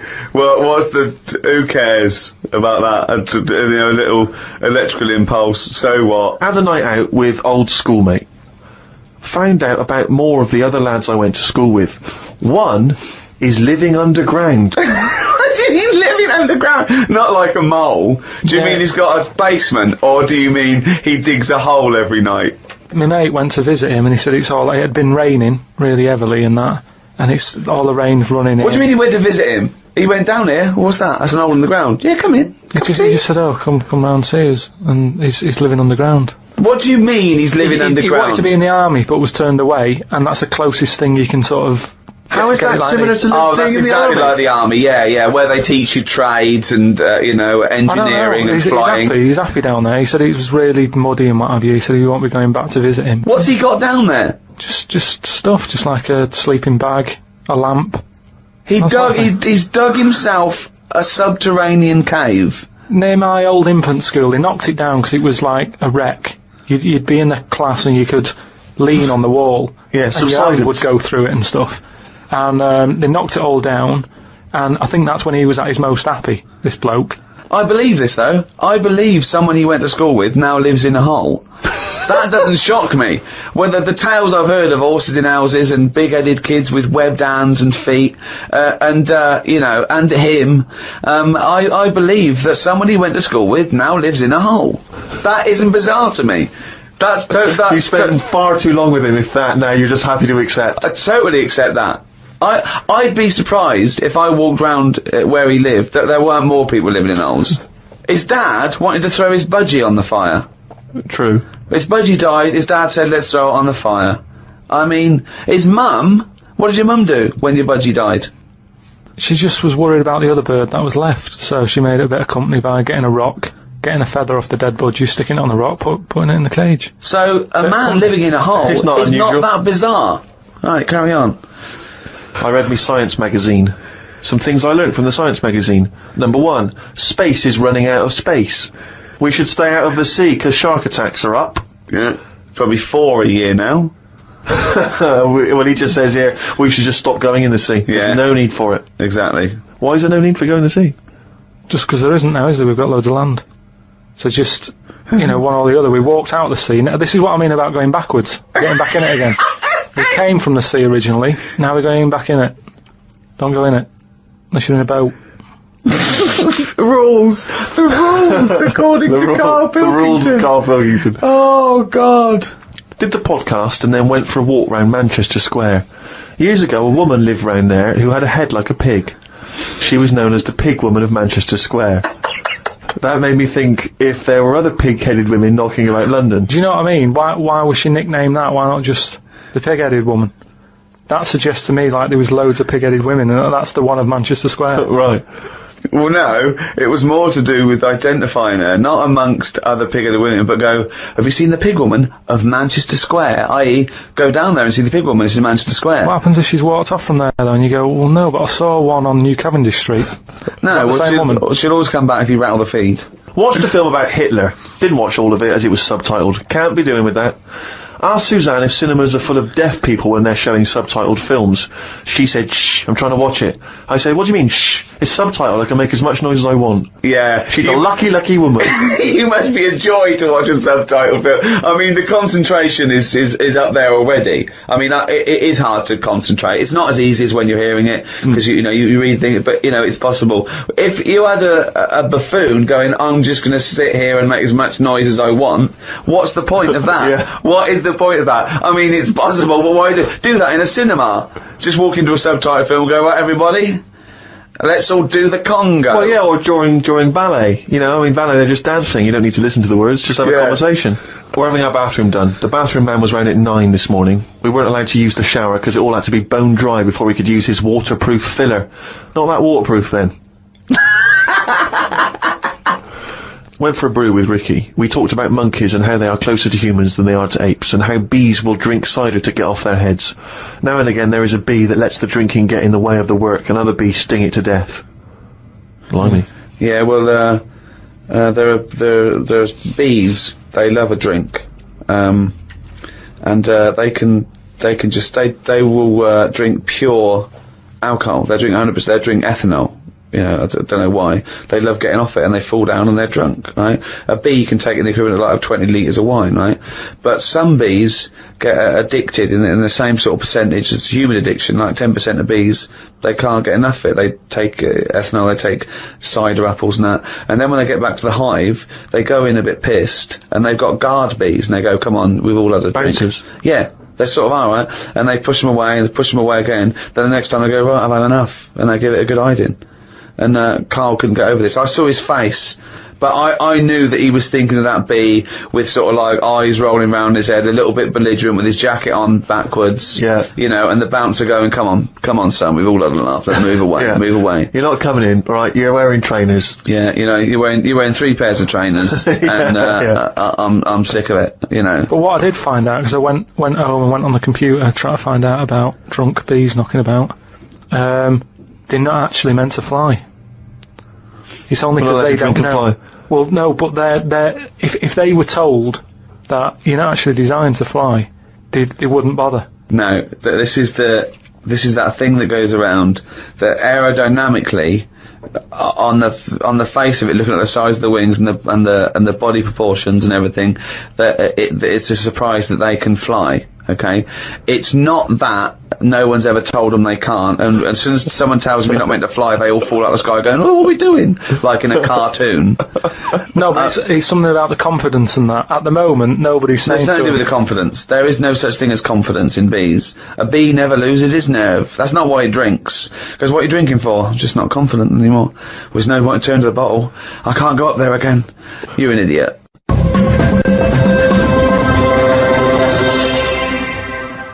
Well, it's that time, isn't it?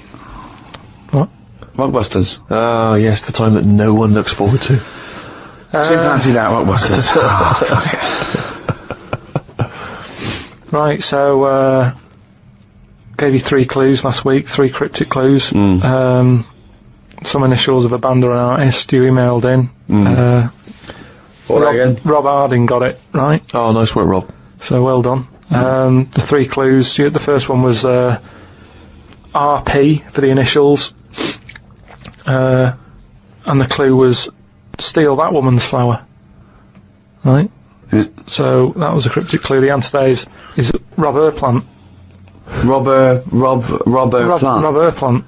I don't know who that is, though. There's no artist called Robert Plant. That's like Robert Plant. Robert Plant yeah, but is you his don't name. say that. You sort of go, oh, yeah, I'm into You do say it. Have you got the, it means the like... album by Robert Plant? Yeah, Robert Plant. They wouldn't go, what? I don't know. I don't know. Plant. Are you saying Rubber Plant? The second what are you one, saying there, Carl? Though the second one was. it doesn't work. The initial was B, and then that was keep whacking the cooker with a stick, right? Yeah. Didn't have to be a stick. We pointed that out. Just keep whacking the cooker. Keep whacking the cooker. Yeah. That was B. That was Beat Oven. Beat Oven. I don't know who that is either. Is that a group? Beat Oven. Is that the Beatles? Who's the Beat Ovens? Classical sort of stuff. Beethoven. Beat Oven. No, you said Beat. Again, they got it. Hold on, 1 minute. 1 minute. Just saying though. They got it. It's bollocks. Rob Harding got it. No. Beat Oven. Yeah. It's not Beethoven. They got it. Do you understand? The last one, the initial was M, right? I just want to know who Robert Plant is. Don't be worrying about Robert. No. Because it's not a name. He's not the one in Led Zeppelin, is he? So M was the initial. The clue was Venice. It's all water, innit? How would you describe it? There's hardly any land, right? So canal. If there's hardly any land, right, it's more water. What sort of water would you get, right? Wet. And then what? Wetville. No, but just like water that in Venice. What sort of water is it? It's sort of muddy. Right? No, not muddy waters. No, but how would you describe Venice? What's the If there's more. But what's the initial again? M. If there's more muddy waters. If there's more sea than land, what would you say? Would you say? You'd probably say there's sort of more of it is sea, isn't it? More is sea. More is sea. More is sea. More is sea. More is sea. So that's the answer. I don't know who that is. Who is that? Morrissey. More is sea. Morrissey. So well done to. That's the worst one you've ever done. Well it's ridiculous. That's the worst you've ever done. It's ridiculous. More is sea. Right. If they're that shit, don't do it anymore. So well done to Robert Harding. He's in London. Right, this week's there's another 3. Oh so, God, we haven't even come to this week's. I forgot. Fuck, this is the last time we do this. Monkey News back next week. No. Yeah, well, this is shit. This is pathetic. Really, it's making you look a bigger moron than you are. More is C. Robert Plant. They don't fucking work. Let's do Monkey News. They're getting them right though. It's a bit of fun, isn't it? Bit of shit. Right. The first one, the initials ND. Right. ND. Who is it? Sing songs and that. Right. ND. The clue, that Jamaican fella doesn't want anything. So you've got to sort of imagine, why is it a Jamaican fella? Yeah. Right? That Jamaican fella doesn't want anything. ND. Second one, the initial is E. I ask him to pass me the ball by using their head. Right? It's a band or an artist again. I ask him to pass me the ball by using their head. And the last one, TR, the initials, TR. He's got the woolly ones, but I've got the ones that run and charge at you. What I forgot? What? He's got the woolly ones, but I've got the ones that run and charge at you. So what I forgot? And what's the... TR for the initials, right? Email in, podcast@rickygervais.com, we just pick a winner, sing you some stuff. That's Rockbusters. Right? Well, that's end of another half hour of... Could I just say this? Absolute drivel. Yeah, I mean, really more than ever. I mean... Can I be honest with you now, Rick? I'm embarrassed to put my name to this week's show because of the amount of twaddle there's been spoken. It's my name on it, which is the embarrassing, but, you know, let's take the village idiot that is Karl Pilkington. It's his fault, because I realised not only has he got an head like an orange, he's got a fucking IQ of an orange. So it's goodbye from me. I'm not saying my name. Goodbye from Steve Merchant. Why are you mentioning my name? Don't mention my name. But mostly, goodbye from Karl Pilkington. Mainly his fault.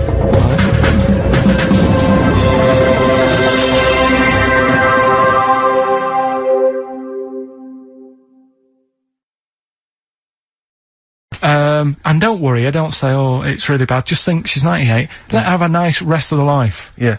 But instead, she was there, and the annoying thing was, and they do this with a lot of people in hospital, they pump you with drugs, try to sort it out. They don't, you know, there's probably a bit of guesswork going on. Maybe. A little bit. Not as much as you, but go on. Right? And because of that, they sort of break wind a lot. So I'm sat there with my dad talking. Drugs do that, Steve. I'm sure if there's a doctor listening or a nurse, they will clarify that if they pump you with all sorts of stuff, it wants to come out. Right. So you're sat there having a serious chat. It's a quiet hospital. The woman next door with the blue hands suddenly starts seeping gas, right? I start laughing, because if there's one thing that makes you laugh, it's that, It's a 98-year-old woman with blue eyes farting. So you try to hold it in because it's a really quiet hospital, and it'd be obvious that that I was laughing at, and I didn't want to be mean, but it was funny.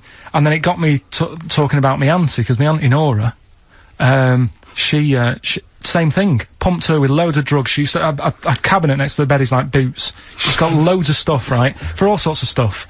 And I mean, she's not that old, but she's on loads of stuff, right? She's a bit coked up, is she? She called up my mum once.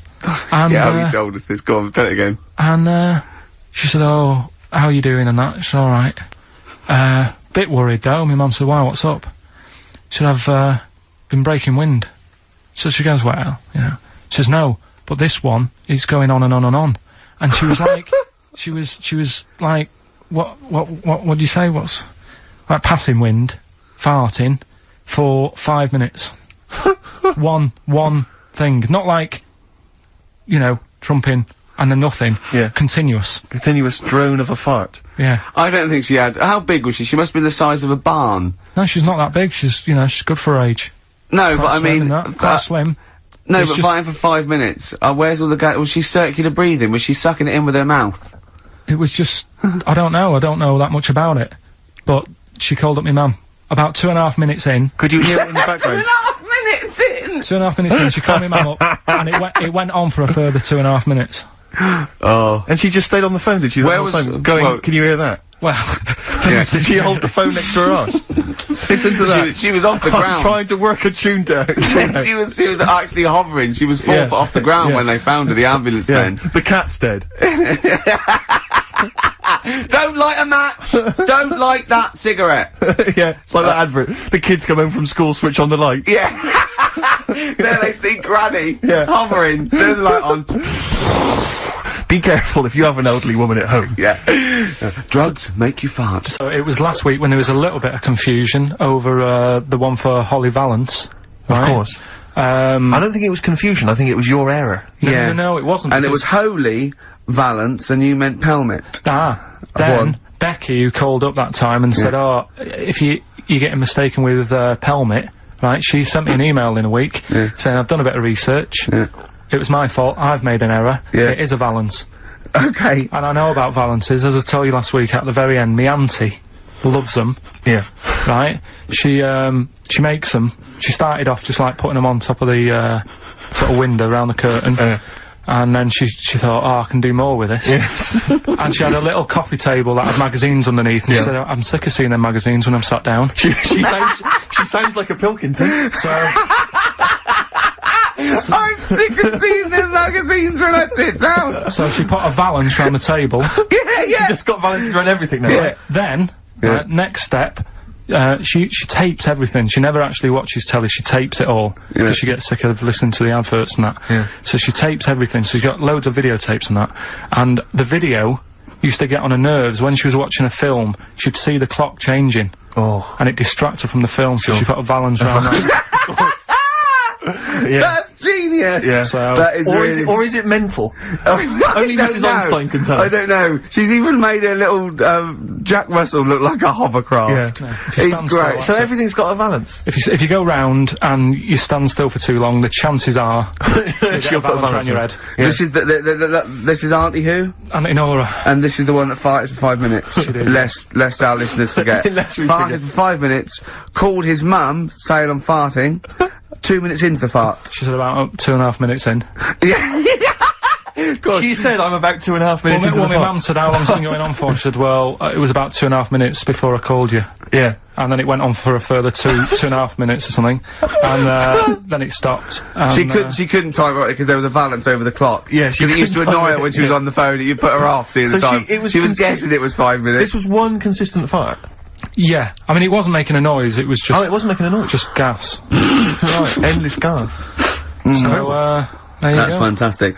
I'm so sorry. It's like, right, listen, when I was a kid, right, and it's alright for you to go into women's toilets when you're a kid, it's like, oh, it's a bit cute, right, as long as you're not, like, over 15 or something, right? Right. But when I was a kid, I went into a toilet, and women, when they use their little cubicles, they don't shut the door. Some of them just sit down on the toilet, right? and you see everything. And, no, seriously, that's probably one of the first times I saw, like, a woman. Yeah. That, right, and my Auntie Nora when she was staying over. What happened with your Auntie Nora?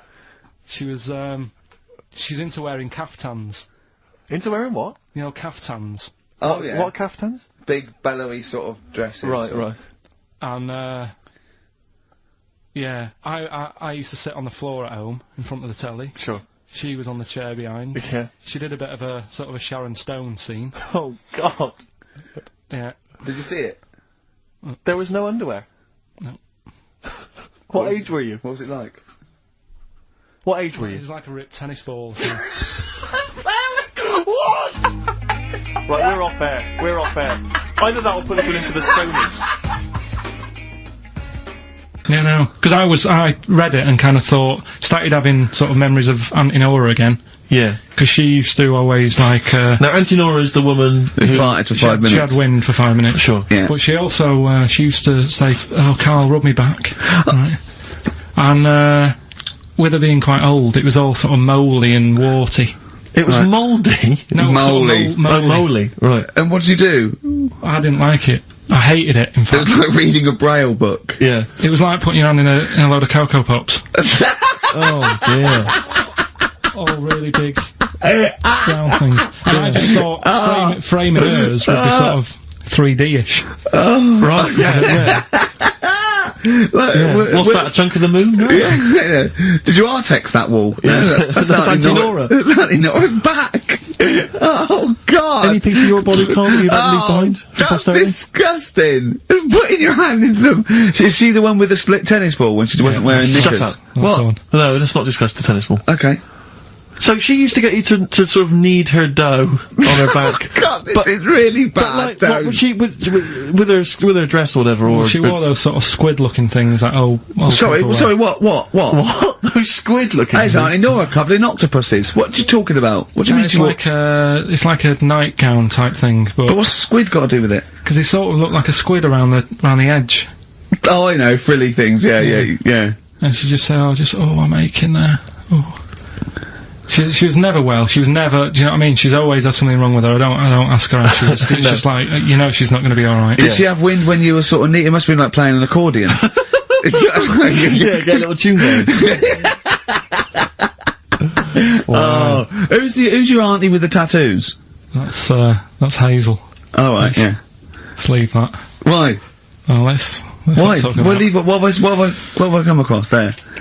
What's up with Auntie Hazel? What's up with Auntie Hazel? There's nothing wrong with her. It's just a lesbian, which is nothing wrong with that. Well, no, but you've made it sound like there is now by not wanting to say it. My auntie's a lesbian. I know what you're saying, though. I know what you're getting at. Just because I call her Uncle Hazel. Play a record. He's from Manchester. Please forgive him. Carl's back. He's cheering up a little bit because I think he's vented his spleen a little bit on cities around the world that aren't as good as Manchester. So, is any of your family left in Manchester? Because they all moved away, didn't they?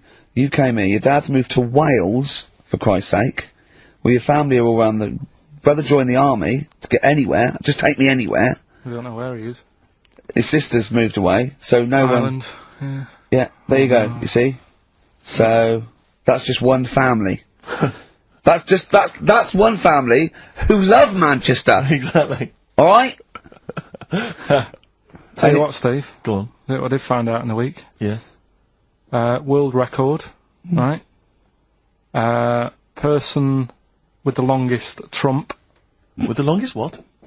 Wind. Fart. Right. Right? 2 minutes 42 is the world record. Okay. Right?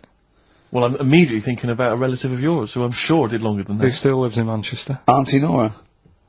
Now, Auntie Nora did it for reportedly 5 minutes, wasn't it? Starfight for 5 minutes. But, unfortunately, she was the only person in the room. Whereas I think, which one's alive, Ross or Norris McWhirter? I don't know, actually. He has to be there. Yeah, I think he actually has to He'd have to be there. Would you want to be there? Well, he'd have sort of equipment, and looking at his watch, going, finish? He goes, yeah. He goes, well, that was 4 minutes, Did she go from like a size 10 to a size 6? Did she show some old dresses? Like a hovercraft. Exactly. In a big dress. Yeah, Just slightly off. Yeah. So it has to be invigilated. But again, how was the Guinness Book of World Records one invigilated? I mean, who was supervising that? Who was He said, monitoring that? I can fart for 2 minutes. They went, well, we've got to see this. Went round, and he just probably let it rip. It's probably circular breathing. He's probably sort of sucking in air and swallowing it as he's going. And it's a continuous one, isn't it? It's not like... Yeah. I mean, I said, that's how Nora's happened. Me Auntie Nora. She had a little bit of wind. It went on for like 2.5 minutes. Sure. That's when she called me Mum. As it was still going on. And said, there's something not right here. I'm leaking. She said, oh, can you send your dad round? My dad. Yeah. Sent to me Mum. With a cork. And, with a lighter. Yeah. I think this would be the best one I want to show the kids something. He said, I'll be there in a bit, get the windows open.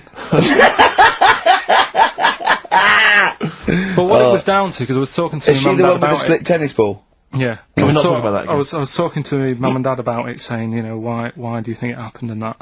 And it's because she never chucks food away, right? And she'll sort of mash it all up. And she's got all these ice cream tubs in the fridge that are just full Cabbage of, water. Old, mashed up food. Really? And she prepares everything. Right, she doesn't work, she's retired now, she's got nothing to do all day, but everything's got to be ready Still for calls in sick. Do you know what I mean? Everything's got to be done. Even though, if you're going round to her house, and you're going there for tea, it's like, what time are you coming? And it's like, well, I don't know, maybe 5, maybe 6. Yeah, you're late, because you're late when you have to meet us at 5 or 6. Do you know what I mean? That's what... So, when you say she mashes up food, she literally takes the remnants of a dinner, could be sort of some... Anything. And just smashes it all up into a... Yeah. And then what does she do with it? Put it in the fridge, and she's got in the fridge, it's like January, February, March, she's got all these ice cream boxes that are just full of... But she doesn't... She reheats it and eats it. Oh, then she, puts it in a pan. I thought she was just keeping it as a souvenir of each meal she'd had. No, put it in a pan, warm it up. Oh, and that's what it is, it's just... A lot of vegetation, is it? Yeah. Why does it only happen once, or does she save it up once a year, just let it go? I don't know. Well, she is mad, she's... Yeah, she sounds potty. She doesn't answer the phone anymore in case there's a burglar. Checking if she's in. It's like, well, answer it and then they'll know you are in and they won't come round. Yeah. Mental. Well, Mental. They can't be sure then, can they? What do you mean? Well, if there's no, okay, well, maybe it's someone just... They are in, but they're hiding, whereas if Auntie Nora goes, it's Auntie Nora. We can she'll be farting. We can sneak in when she does a loud one. Because we'll be aware to tell you, what's stopping it? It's got a valance round it. It's got caught on the cap. Alright? Carl's had a bad week. I'm going to say it straight away. He tries to rule out stress in his life. Yeah. But he's had a bit too much stress this week, haven't you? One, a phone call from his mum, stressed him a little bit. Right. Something he said in a magazine about his auntie. Okay. Came back to haunt him. Auntie Nora? Auntie Nora, yeah. Don't name her. No. Oh, she knows who she is. No. Okay, we won't name her. Right, we'll just say it's the one who farted for 5 minutes, and as he saw a skirt when he was young, and found it like a split tennis ball. So it could be any of me aunties. So other stressful things. So anyway, what's the Auntie Nora thing? Sorry, Auntie X. Auntie X. What did she? Yeah. Why is she upset? Well, he mentioned her in Zoo. He did this thing for Zoo magazine, and he mentioned about when he looked up her dress. She had a by accident. Remember. Suggesting you were going around looking up your elderly relatives' dresses in case they weren't wearing... For people who've not heard Karl talk about this in the past, just explain quickly again what we're talking about. Right. He didn't want to talk about it at all. When I was a kid, right, Auntie Nora used to come round. Me auntie used to come round. As if there's any ambiguity now. Yeah. Me auntie used to come round and stay, right? And I'm sat on the floor watching the telly, right? She sat on the sofa with a caftan on. I turn round, right, and it was there. It was looking back at me, right? And we've mentioned this, and Ricky sort of said, what did it look like? And, a split tennis ball came to mind. That's what we talked about, right? So anyway, Zoo magazine, when they did the interview... And she's the one that used to put a valance on everything, isn't it? Well, not everything, obviously. So anyway, so I've done this... So you did interview in Zoo? Yeah, and like they said, do you... Again, it was like, do you plan stuff and do you worry about stuff when, after you've done the show, you're worried you've upset anyone? And, I was saying, really, I forget people are listening. And, we're just having a chat with mates and that. I said, but now and again, I do worry, when I'm on my way home from the show and that, and I'm thinking about what we've talked about, and I was saying, you know, the Auntie Nora incident. Incident! Watergate! Yeah. And anyway, so this was in there, right? And I was saying in the magazine, you know, but I think I got away with it. She doesn't listen to the show, but, you know, and I don't think she reads Zoo magazine, so... She's more of a nuts woman. Sure, yeah. So, anyway, so my mum calls up the other week, right, and she goes, wish you wouldn't, you know, talk about Auntie Nora and that. And, I was like, oh, so how do you know about that? She goes, well, one of your cousins have called us up and said they've read the article about it.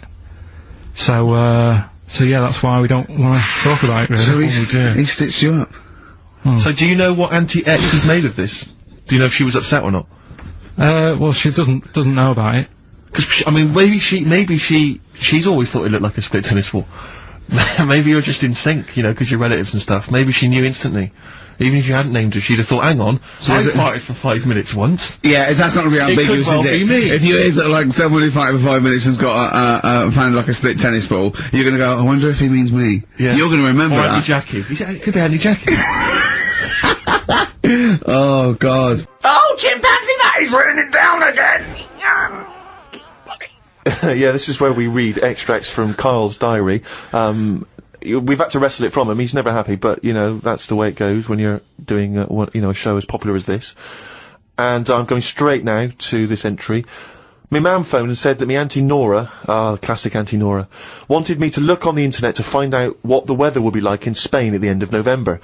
I don't know where she gets her money from. 2 months ago, she was asking me dad how much it would be to get her back garden astroturfed, because she's sick and tired of the grass getting out of What does she want to do? Start a football team? Why does she want a back garden astroturf? She likes the sort of green look, but she doesn't like the headache that comes with it, so she's just looking into getting that false grass put in there.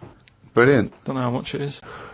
They always say when you get someone a present, you should buy them something they wouldn't buy themselves. Daft rule. I want something I would buy myself if I had the money. When I was young, me Auntie Nora got me a present I wouldn't buy myself. It was a t-shirt with her face on.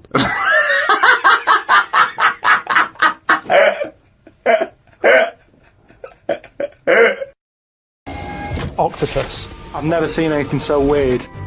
Say if I'd come from another planet and everything was lined up in a row and they said, right, we're going to give you a crash course in what's knocking about on this planet. And you go, right, go on then. And you go, this is man, here's a woman, here's a dog, here's a cat, here's an octopus, here's a... I go, hang on a minute, what is this?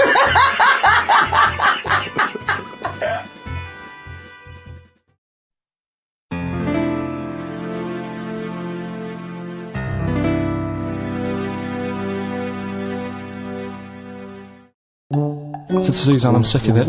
She's going, you need to do it when I get a new kitchen.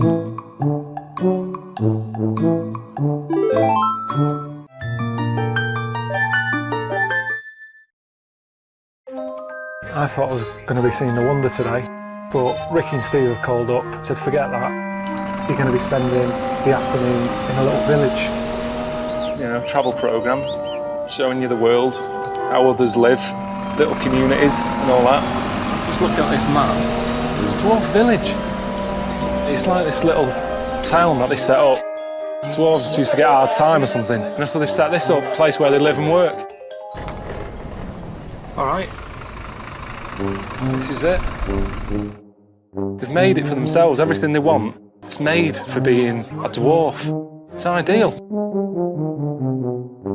And, you know, there is, like, little blokes in little funny outfits and all that. Where's your knees? Have you got knees? And you do sort of smile, but they're smiling. I think it's all right, isn't it? But they're all happy. I mean, they've made this bit. Why not just finish it up and put a door on it? They've done the hard bit. A couple of hinges and a door. You can show me around one of your houses. I haven't been in one of these. I'm the biggest man who's ever been in it. I'd rather be a dwarf than like Steve, who's almost a giant, because the world's not made for a giant.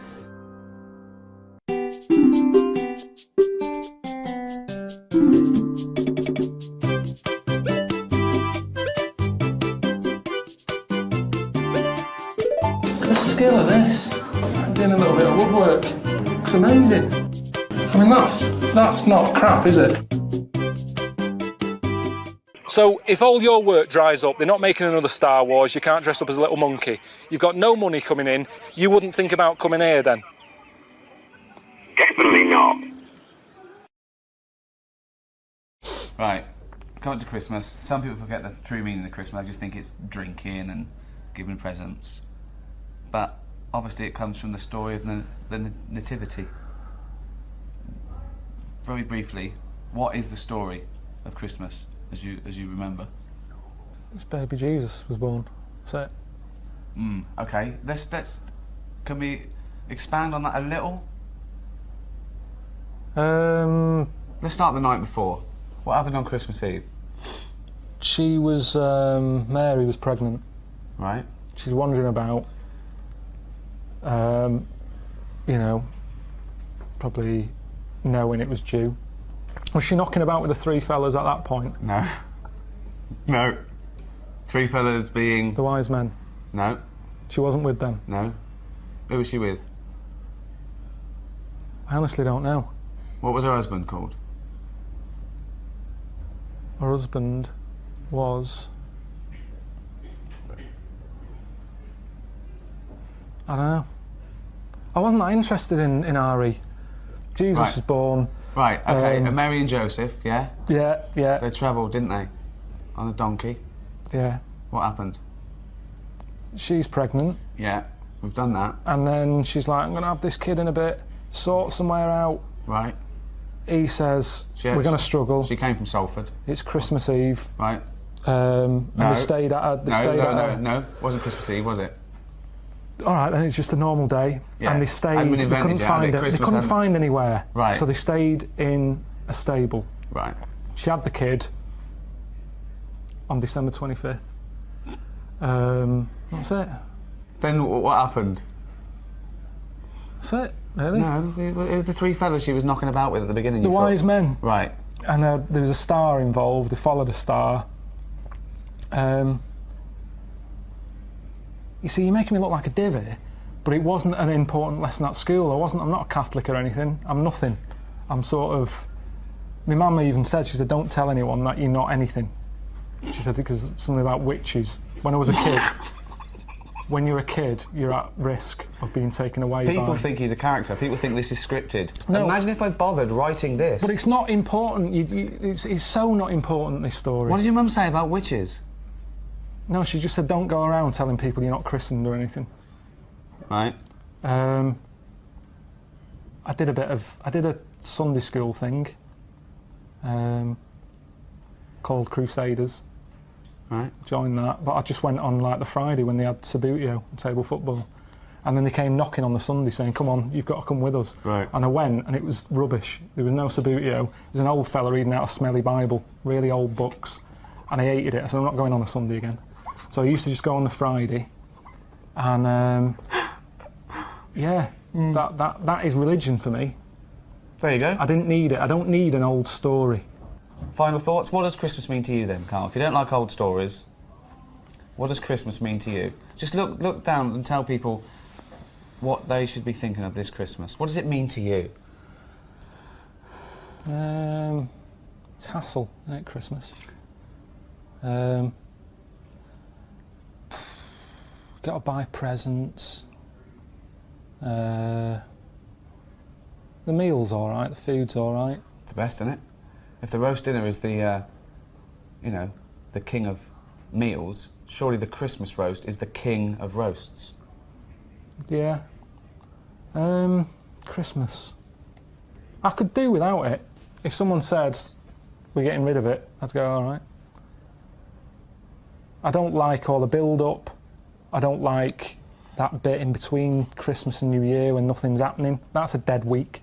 Nothing goes on. People are still off for Christmas. Christmas has happened. Get back to work. You can get nothing done. Everything comes to a standstill. Why do you like Christmas? I like being allowed to drink gin and tonic at 10 a.m. while watching Noah Ledman's give little sick kids presents. Well, that's what I mean. That's what it's about. It's not about... You're saying to me, telling me the story of baby Jesus. You haven't got a clue yourself. It's not about that. It's about, like you say, eating chocolates. Same as Easter is for fat people with chocolate. I love Easter. No, you don't. You like eggs. You like chocolate, you fat little... Do you know what I mean? So we don't need it. Maybe back then, when you were, wise men knocking about a desert, they needed something to look forward to. They probably didn't live that long. I don't think they were looking forward to Easter, though, were they? No, but listen. But Jesus certainly wasn't looking forward to Easter. Back then, when you watch Scrooge, everyone's looking forward to it. Tiny Tim, go and get a chicken. Now, these days, have a chicken when you want. Anyone can afford it. So it hasn't got the same values. Tiny Tim, go and get a chicken. Oh. Happy Christmas. Brilliant. Right.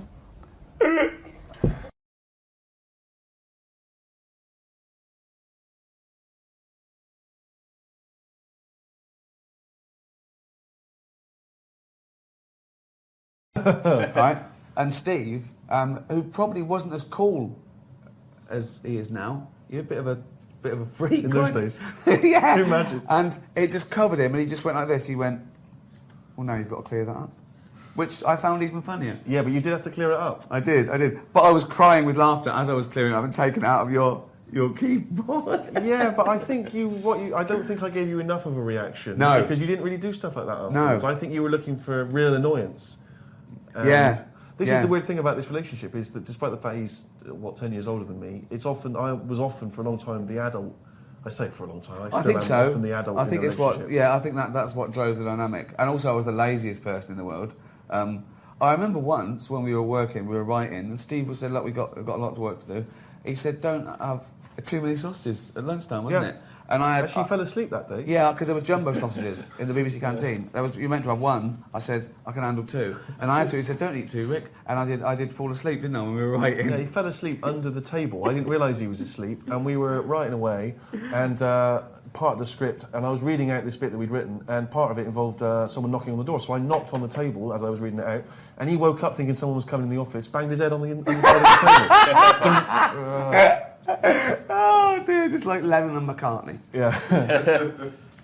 Someone actually asked earlier on the live chat, are you concerned that Karl Pilkington is going to become a bigger star stateside than you guys? I want him to. I want him to be the biggest star in the world. I want him to be not just a star, but like an idol that people worship. Just little round things that is like like they put on their dashboard. Exactly, like Christianity uses a cross. It's just a little round orange sort of circle. Because I know he'll hate it. I just know he'll hate it.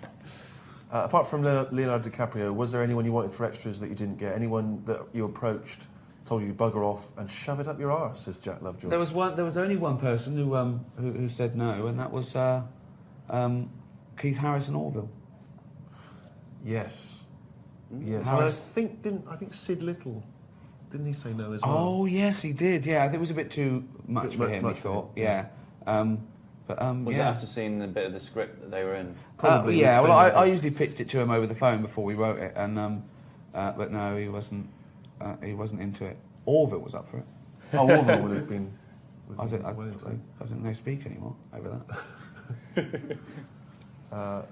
Carol says, if you could pick the brain of any fictional character, who would you choose and why? Now, does that mean like that you could have the brain, or Sherlock Holmes, or what? And have it for yourself? God, information from God, I think. We asked Karl a question. If God exists, what would you want him to say to you when you got to heaven? And Karl went, "Is that how it works?" What do you mean? He said, "Well, he wouldn't be on the door, would he?" I went, "No, you go up to his office." And Karl said that he'd say to God, "Well done with the world and that, but I think you've put in too much water." Hey, wow, this is a big question. What are the best things in life? What are the best things in life? First thing I thought of there, sausages. But I'm off I thought that might be the answer. I don't know. A mother's tears, maybe a baby's laugh. Although Karl said that was the most frightening thing. When we asked him a question. We were doing the questions from inside the Access studio. We said, "What sound do you hate?" And he went, "A baby laughing would do me head in." I went, "Why?" He said, if I had a kid and Suzanne was out, and I'd put it to bed, and then I woke up at 2 a.m. to the sound of a baby laughing, he said it would freak me out. I think he's thinking of like Chucky, just sitting up going, unbelievable. The best things in life, well, they're free. Freedom. Well, no, freedom is surely that's important. Surely, in every aspect. freedom of speech, freedom to live a good life the way you like it, as long as you don't hurt anyone, kids, and floss. We've got time for just a few more questions, so do keep your questions coming in thick and fast. A few people asked earlier, I don't know if there's any truth in this, Stephen, in a recent interview that you hinted at a secret crush for Nadine from Girls Aloud. Any truth in that? I was being flippant. I'm a fan of all Girls Aloud. Who is it? Even the ginger one. Yeah. No, she's, Well, don't say even. There's probably ginger. No, I didn't mean that. I mean, and including the ginger one. No, it's just I got very ginger beard, and lots. You want two ginger people get together, you can have ginger offspring, who might inevitably be bullied. So you've got to be careful. You've always got to think this thing through. I'm not just.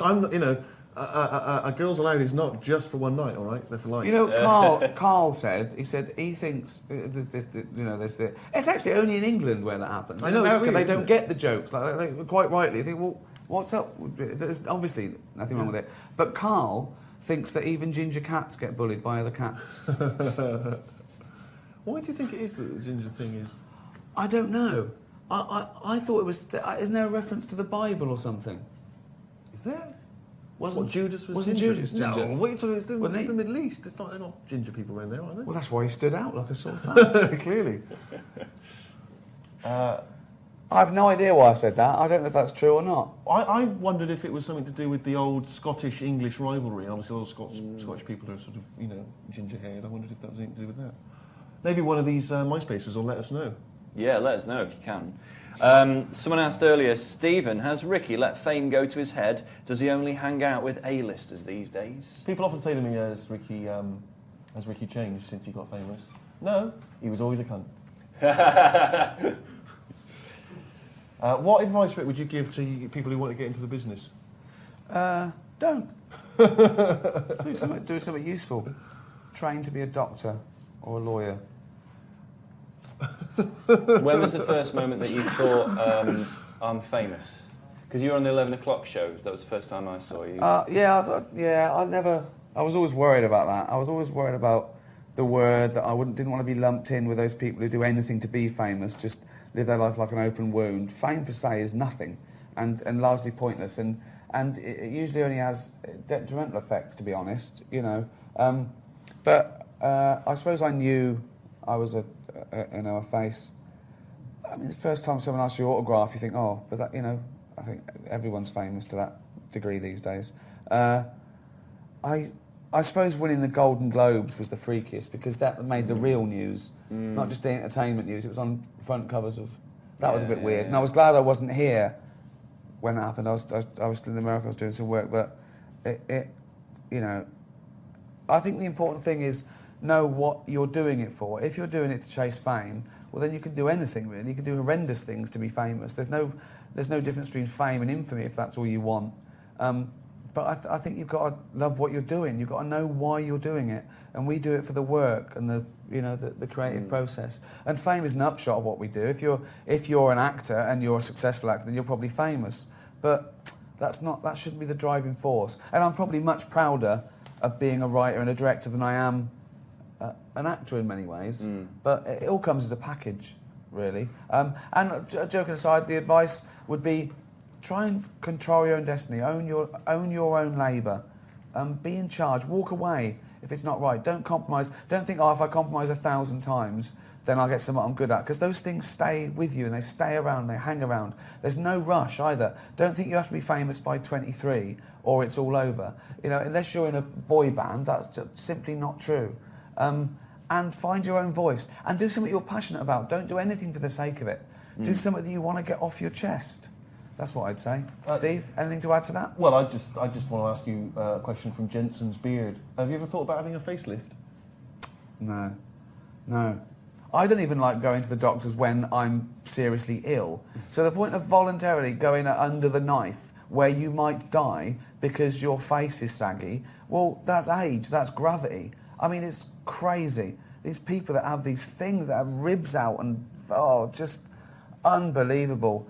Who cares? Do you remember that story, which is obviously a myth, about Prince having ribs removed so he could suck his own? Why are you looking sheepish? It's not something you're considering. No, I'm just worried about, you've just said... Well, it's obviously nonsense. Well, that's good. It's patently nonsense, isn't it? Can he not suck his own I'm sure. No, probably not. Ribs are in the way. You know what? Hobbob is on the Bobbler. Oh, again? He's on the chat, and Bob Meister!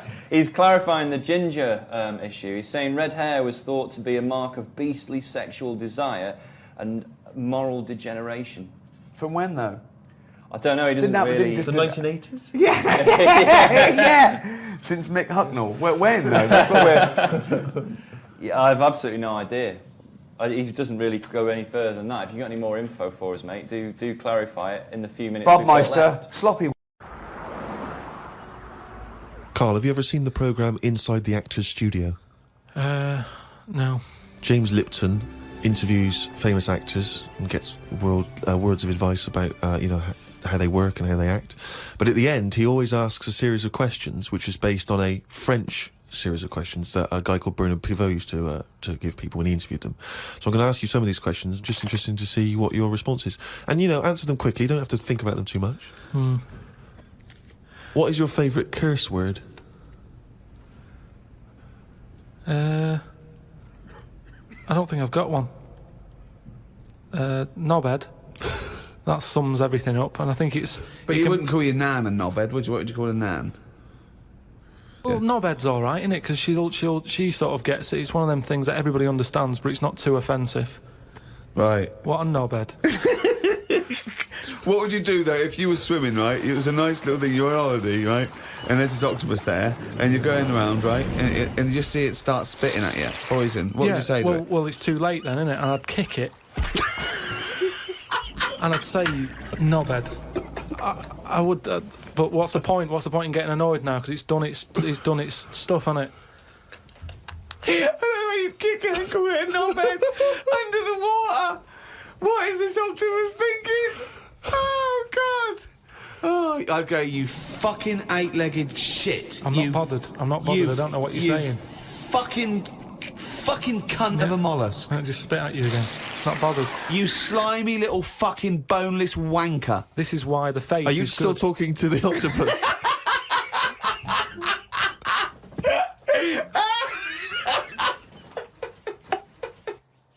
Interesting. Carl is studying. Okay, what's the next one? What's the educating Ricky? I don't know.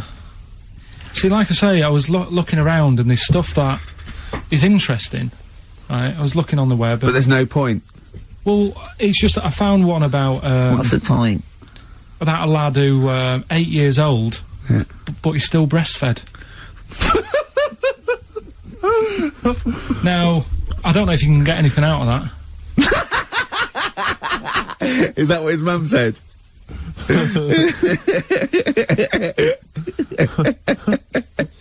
What do you mean I don't know if I can get anything out of that? You don't need to. No, it's just that, Where did you read that? That was on the internet. Oh, well, yeah. You're always unspecific when you mention it. It's just it was on the internet. Well, I'm trying to think what I put in. I think I put in Y to see if I'd confuse a computer.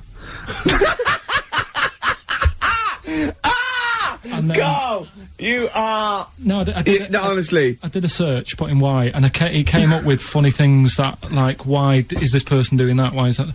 And it had a picture of this 8-year-old lad, sort of, on his mum's nipple. And, it was saying, is this healthy? You sure that wasn't asking you that question? What? I put in Y just to confuse the computer. Like the computer going, what do you mean? Yeah. Stop it. Yeah.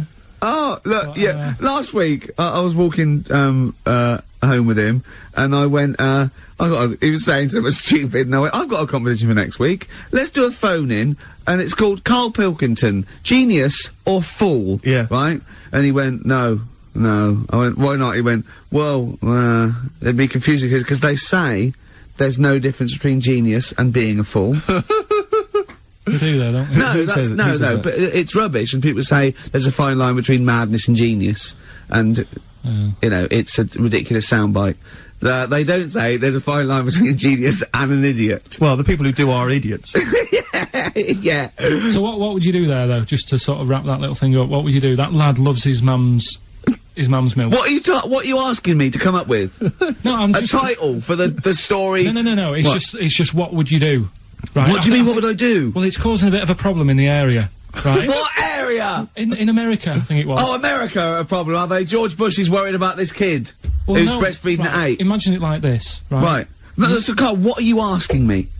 About this spurious story you saw on the internet? I saw it on the internet. There's an 8-year-old lad, he likes his mum's milk, and it's saying, is this right? Should it No, be it's going not. on? But what do you want Ricky to do about it? It's not his responsibility. Yeah. No, but the little town that he lives in, they're all causing an uproar, right? Going, this isn't right, you know, I can't let my kid play out in case he's in the garden with his mum getting a bit hungry, right? So, what should they do? Because his mum's saying, well, he likes it. Yeah. And he, you know, so what do you do? I don't know the laws. No, but I'm not asking you to sort out the laws. I'm just saying, if you lived in that neighbourhood, what would you say? If you went up to him and said, look, everyone's getting a bit fed up with this, look. I'd say, what would I do? What do you mean, what would I do? What are you asking me? Right, it doesn't matter. No, what are you asking me? What are you asking me and Steve and the public? I'm just saying, say if you live next door to this woman. Yeah. Right? The kid's hungry, 8 years old, he's out playing on his bike and he goes, Mum, I'm getting a bit peckish, and he goes, alright, son. She whops one out. And he starts having his milk, right? You live next door, you're putting your washing out, and you see this going on. You're getting a bit sick of it, because it's gone on for months. 8 years, I assume. Why is it your business? Why are you such a nosy neighbour that you're concerned? What would you do, Carl? Let's turn it back on him. Yeah. What would you do? What's your solution? What would you do? Well, I thought I'd say, right, why are you doing this? And she'd say, because he likes it. And I go, all right then, put it in a bowl first. And you think that would sort that out? No, because I was thinking about the whole thing, right, and you do that when you're a baby, and everything's alright, innit? Yeah. No one bats an eyelid at a little baby having a bit of milk from its mum's breast, right? Yeah. You'd almost say it was natural. But you grow out of it. It's like, you don't see. It got me thinking about things you don't see. And you don't see... Did you put this into a computer? Show me things you don't see. What else don't you see? Well, you don't see, like, an old man having a Twix. You never...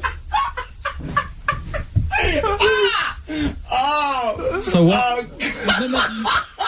You know the terrible thing about all this, Steve, is he's right. You don't see an old man I eating a know, Twix. that's a terrible thing. So what they have got, right, they've made old man toffees, haven't they? They've come up with Werther's.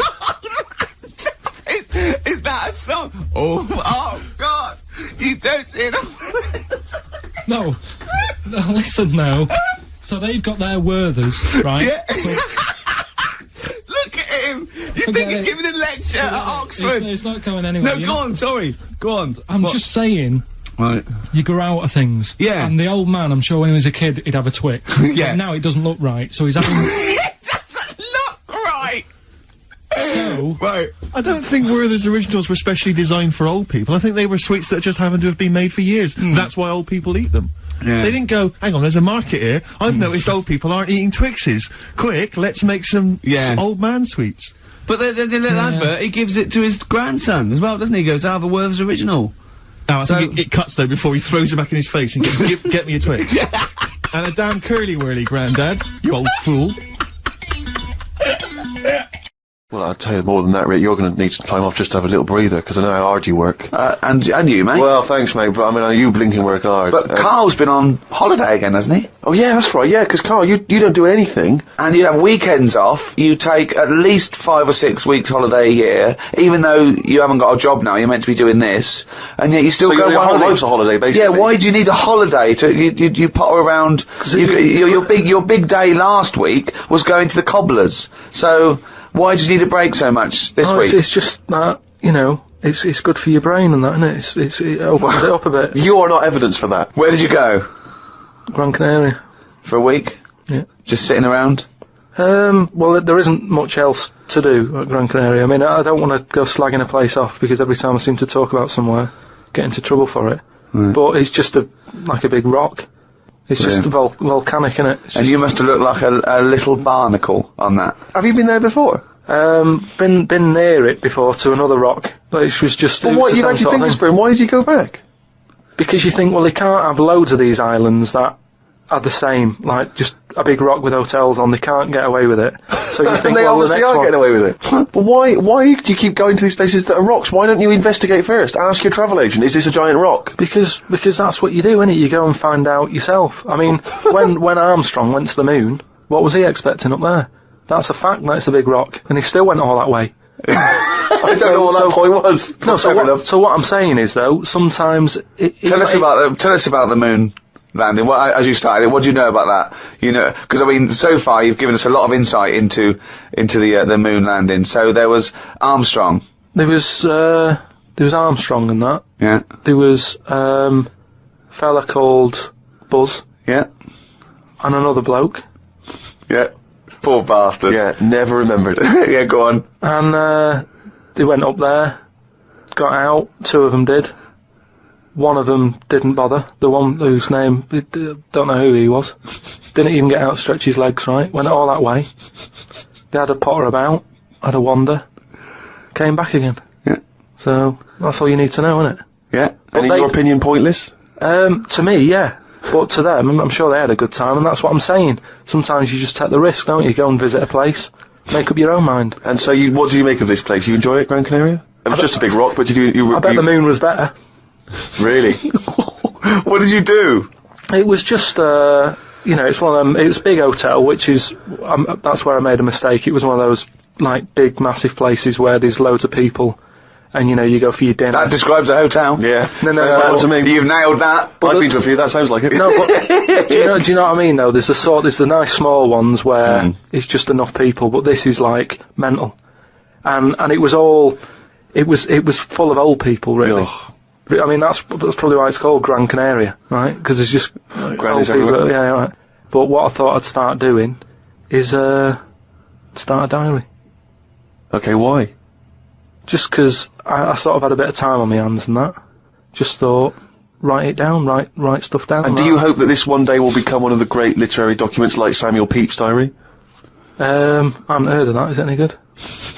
You've never heard of Samuel Pepys' diary? No, the most famous diary other than probably Anne Frank's. I've heard of Anne Frank's and that, and I thought if she's sat in a loft, knocking stuff up, not much going on in her life at that point, yet she was still writing it down. Yeah, whereas you've been to Gran Canaria, yeah. I thought, so there is stuff going on that I can chat about. Start a diary. Sure. You started a diary? Yeah. And what are you going to do? Did you keep it up every day? Yeah, just, Oh, can I read it, please? Well, a diary is meant to be sort of... Please, can I read some out on this podcast? Karl... Some of it, though, is only relevant to me. It's sort of... Please, give me it. Oh, my God. I mean, this isn't... I haven't just... Look how big it is! It's one of those desk diaries. It's huge. It's about a foot long, and it's Oh, that is amazing. Imagine if Anne Frank had been like that. As she got out... Right. Everyone would have heard it clang down on the desk. Yeah, but my writing's quite big, isn't it? Oh, look, give us that. Do you know about joined up writing? Have you heard about that? There's no point. Sometimes you can't read it, can you? So it's best okay. to look at oh my God. It starts on the first day. This is wonderful. Going on holiday to Gran Canaria today. Woke up to the news that Tony Banks had died. There was a piece on the news about how everyone was shocked. Got me thinking about an invention that was really good. Right.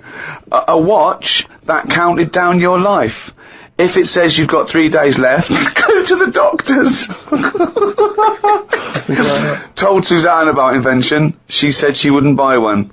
But she said that about the iPod. How would this device work, this watch? I mean, how would you know when you were about to die? Is that a concern, again, not for you to worry about, presumably the boffins and the... No, all I was thinking is that Tony Banks fella, he died and everyone was shocked about it. But if you had, like, a little watch on... But how does it work? You can't just say, wouldn't it be good? How would this work? Yeah, I imagine you in the patent office going, got an idea, they go, oh, certainly, Mr. Pilkington, what's your idea?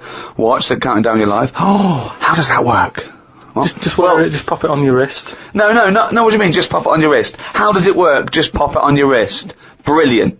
You're an idiot. Well, it's interesting that he goes on. The flight to Gran Canaria was a bit bumpy. I thought about the clock that counts down your life again, and I wondered if it would know if you were going to die in a disaster. No, he's querying his own life. He's wondering if he would know. He's invented this. And now he's playing with John. A fellow on the plane was reading Koi Mag. It was a fishing magazine. I glanced over and noticed he was reading the Pond of the Month article. Don't think they could make it into a weekly magazine. Well, to be fair to you, because I remember seeing a guy on the train once reading Carp Monthly, a magazine dedicated entirely to carp, and it had Carp of the Month. And I just thought, you know, once you're like 3 months in, the editor must be stressing, have we got any more carp? We got a carp that's actually done anything? I reckon if they used the same one twice, there wouldn't be many complaints. No one would be noticing. No, well, that's the carp they used 2 years ago. There was a really fat bloke on the plane. He was playing on his PSP. While I waited to go to the toilet, I looked at what game he was playing. It was darts. He's that fat and lazy, he can't even face playing a more active game on a games console.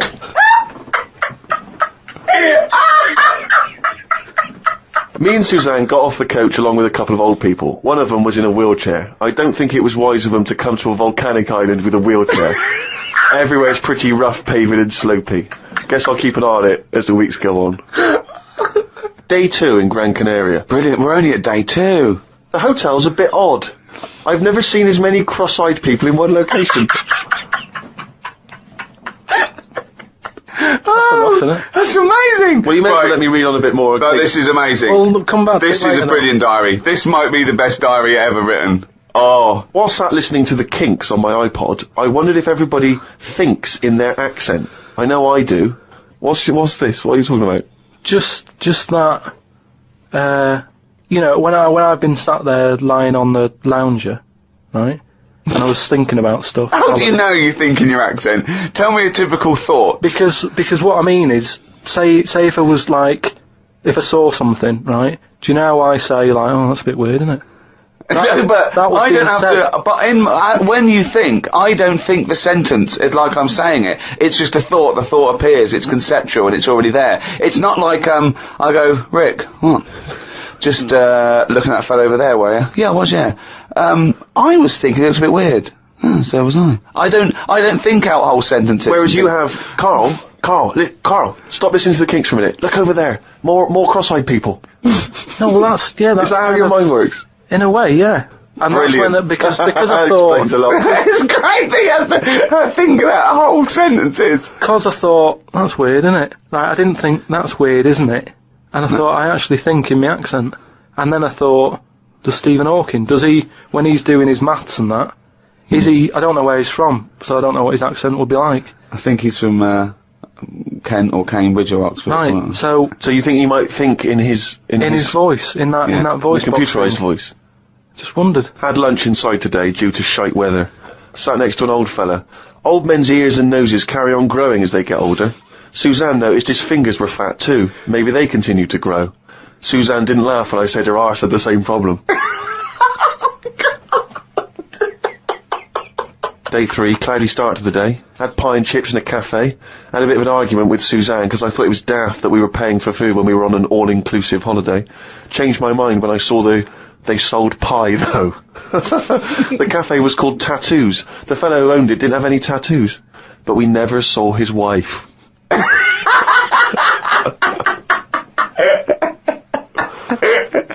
Oh, brilliant. Had a drink in a bar. Everyone sat and watched one of the local cats lick its bollocks.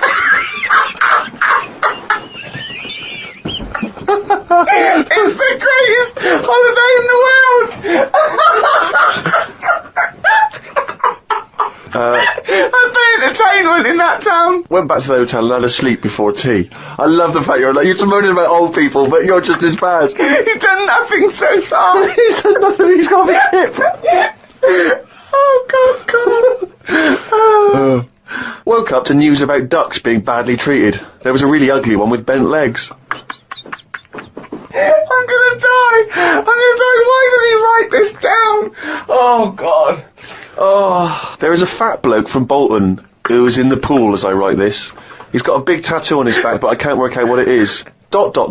He just got out of the pool and burped. You just felt like you had to keep us abreast of that.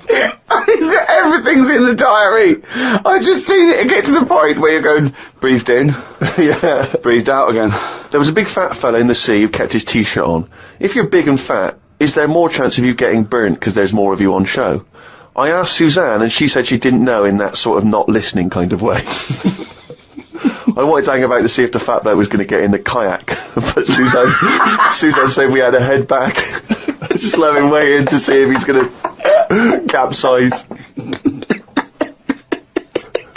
We go home today, so we got up early to get the last bit of cloud.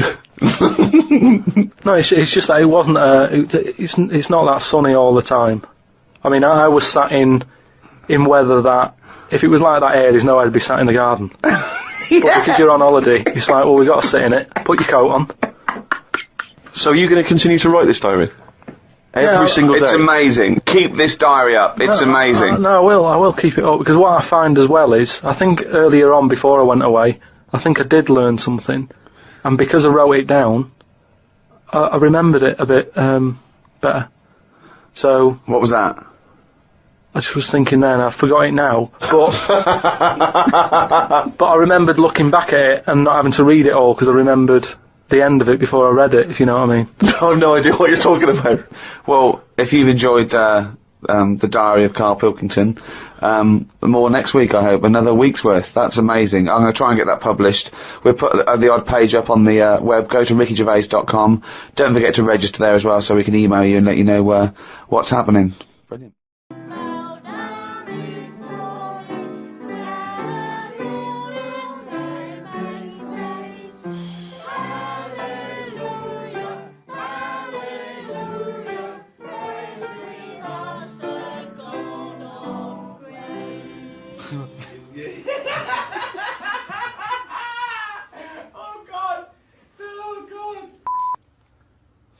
Fuck.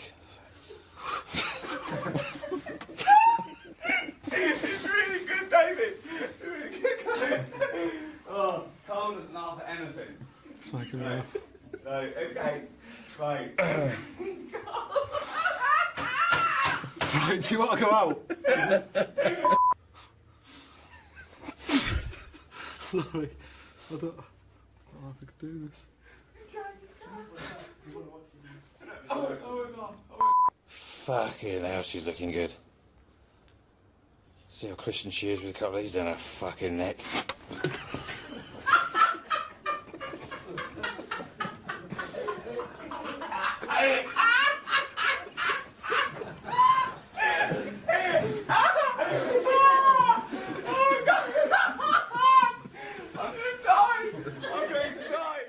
You know Hannah's got you out here because you stink? Making a smell in there. Like knocking about with a fucking crab stick.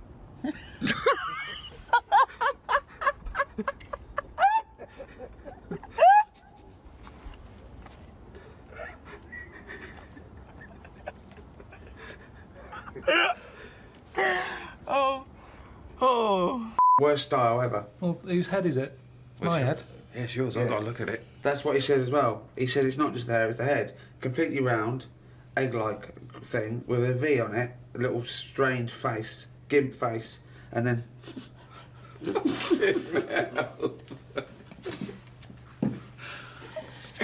Okay, let's do it again. Don't worry about it anyway, it's nature. It's not nature, mate. It is nature. It is nature, that's exactly what it is. This bit fucked off, that bit stayed, don't worry about it. Oh, God! Oh! There's no chance!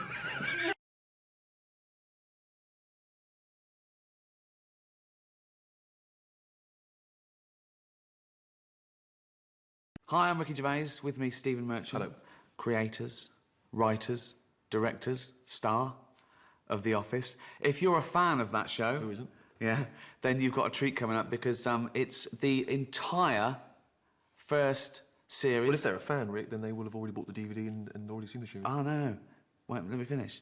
It's the entire first series, but with extra bits. We've got interviews of people, it's a retrospective, people talking about it, A-listers, chatting about why they think The Office is genius. Not my words, I do think it's brilliant. Yeah. Do you know my favourite thing in The Office? Go on. You? thought as much. Yeah. When I first saw The Office, I was struck by how original it was on a bunch of different levels. And I think upon first viewing, I thought, that's really great. And then upon my 38th viewing, realized how genius it was. My first impression of The Office was that it was a masterpiece, and unfortunately, as time passed by, nothing interfered with that glow. It was so fresh and new in terms of the style, and for me, it reminded me of a style of humor that I think in Spinal Tap, Chris Guest and those guys created. I saw that show and I was like, this is incredible. When I first saw The Office, I thought, finally, there's something funny being done in the world. I think the thing that I was most struck by is how original a character David Brent was. Timothy! All right, have a quick word. Sure. Old office. Walk this way. Always start with a joke. I've never seen a character in a movie or in television who is that obsessed with what people think of him. And I think a lot of the comedy comes from that. He's got way too much self-awareness, but way too little real self-awareness. His self-image is, I'm the boss, but because I'm really funny, and I'm a really funny bloke, I'm also immensely popular. I can have a joke and a laugh with the people who, I'm supposed to have authority over, and they love me for it, and all that obviously is always wrong. What's up? Hey, what's up? I love that. What's up? Oh. Tim is the one that you hope you are in the office, even though he's depressed and thinks his life is being pissed away in this place. You love watching Brent, but you don't want to be Brent. You want to be Tim. That didn't happen by accident. It didn't happen because of my overwhelming charisma. Do you know what I mean? It happened because they wanted Tim to be the kind of, I suppose, the emotional focus, or at least they wanted him to be the audience, yeah. And he was, Hey, dude. Give it back. I'm just using it for a second. It's got my name on it. Apparently, they had a completely different idea when they were writing it of the sort of person that Gareth would be. He was supposed to be a much bigger, more macho kind of guy, and so I've heard that when I came in and auditioned, they changed their mind. Because if you're genuinely physically scared of somebody, if it had been Tim and Lee, that kind of character, then you just think, I think he's going to hit Tim. He's going to beat him up, Whereas it's kind of Tim and Gareth. You think there's a man who thinks he's Napoleon, but look at him. That's the correct way. Do you want to try that with me? I'm fine. Well, I'm supposed to witness you do it so I can tick the box. Every single one of those characters is so perfectly cast and in a sort of new, informal way. Hello, Wernham Hogg. And Dawn, just the perfect look, the perfect pitch. Not so fabulous that, of course, everyone will be in love with her, but you slowly fell in love with her while you watched her. I've got kind of hot hand, sorry. Right, just don't touch my head. With Dawn, sometimes I wanted to give her a bit of a shake, because she didn't pursue the guy that she really did want to. She didn't even get out of a relationship she really should have done.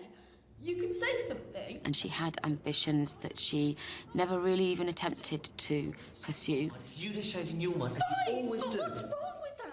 I think the camera is like another character in the office. It's a whole other member of our show because it added so much depth, I think, to what people said and did.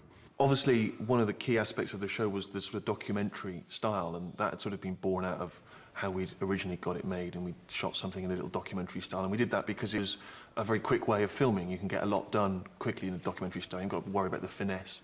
And then over time, we realised that the whole sort of documentary boom that was happening at the time, the sort of docu-soap, things like Driving School and the Airport programme, were throwing up these amazing characters who suddenly were acting in a very specific way because of the fact they were being filmed. I think the most extraordinary thing about the documentary format, obviously, was Ricky's performance with the camera. Good. Well done. Well done again. Congratulations. Thank you. Because he was giving his own editorial version of how he thought he was doing. so that you had his ghastly behaviour, and then on top of the fact that he thought that his ghastly behaviour was absolutely excellent and cool and interesting and complicated. Hey, Finchy! Finchy comes in a ball of horrendous energy, you know, saying the crassest things, and Tim is able to go, you getting this? This is what I have every day of my life, you know. Oh, yeah, speak to yourself. We wanted the look and the feel of the office to be very oppressive and very drab and ordinary and boring. They had such a definite idea of what it should be, and it took 3 years to get it to the stage where they could actually make it. That's what made it a success, that they knew exactly what they were doing. We didn't want anything sexy or cool or rock and roll. It was all anti that. The opening titles, they just blew me away. I remember first time I saw it. The things you're seeing are so dull and grey, but it's shot in this incredibly cinematic way. And the slow pans and the low shot looking up at that horrible building. It makes it look epic, and the music is very epic, but what you're looking at is unimaginably dull. There's no doubt about what this is about. One of the first things that Ricky ever did as the David Brent character, he had a couple of scenarios in his head that used to play out for me when we worked together. One of which was his character, his sort of seedy boss character, interviewing a woman and his slightly lascivious, lecherous manner, which is actually something we downplayed in Brent. Brent, in the original form, was a lot more seedy, perhaps, than he later became. But certainly that scene where he's interviewing the girl... It showed another side of David Brent, because he didn't really know how to act. Right. The interview. See what we've got here. Karen Roper. Curriculum vitae. Brent doesn't think that that's creepy. He thinks that's romantic. He thinks he's a bit of a Lothario. He's thinking he's setting the mood for love. He doesn't think this is seedy or anything, does he? So he thinks she's going to go, you're the most interesting man I've ever met. And you're handsome with your little beard. One of the things is it's a great physical performance by Ricky.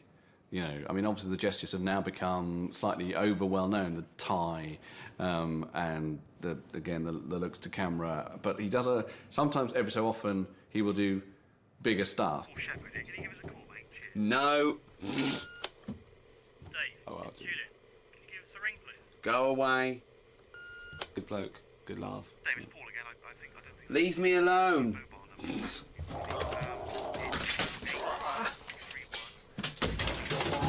fine. It's fine, that one. There's loads and loads of moments, just the way he'll be when a woman's around, as opposed to the way he'll be when someone who he's frightened of will be around, some higher status person will be around. All that sort of stuff, yeah. Just like to take control of the body. And it's all that now, isn't it? Yeah, I know, it's all... Busy?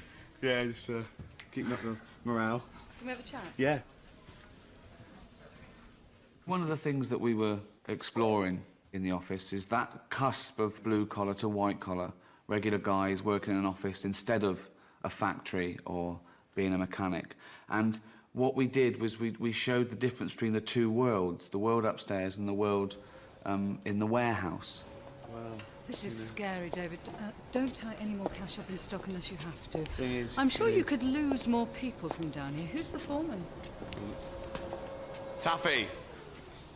Taffy! Glyn. What? We'll call him Taffy.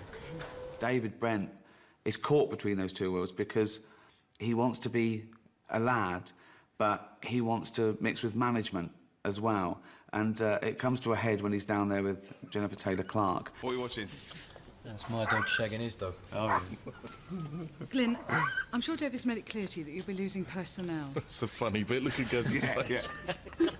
He's trying to be cool and a lad, but he knows it's wrong. And he knows this thing, sexism, he's heard of that, and he knows about misogyny, he knows all those things, he knows all the isms, he just doesn't really fully understand them or go along with them all.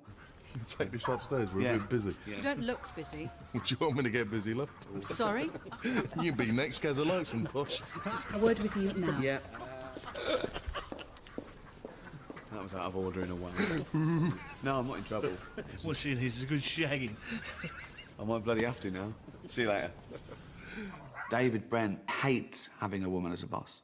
Deep down, he hates it. And he hates being undermined anyway by a woman.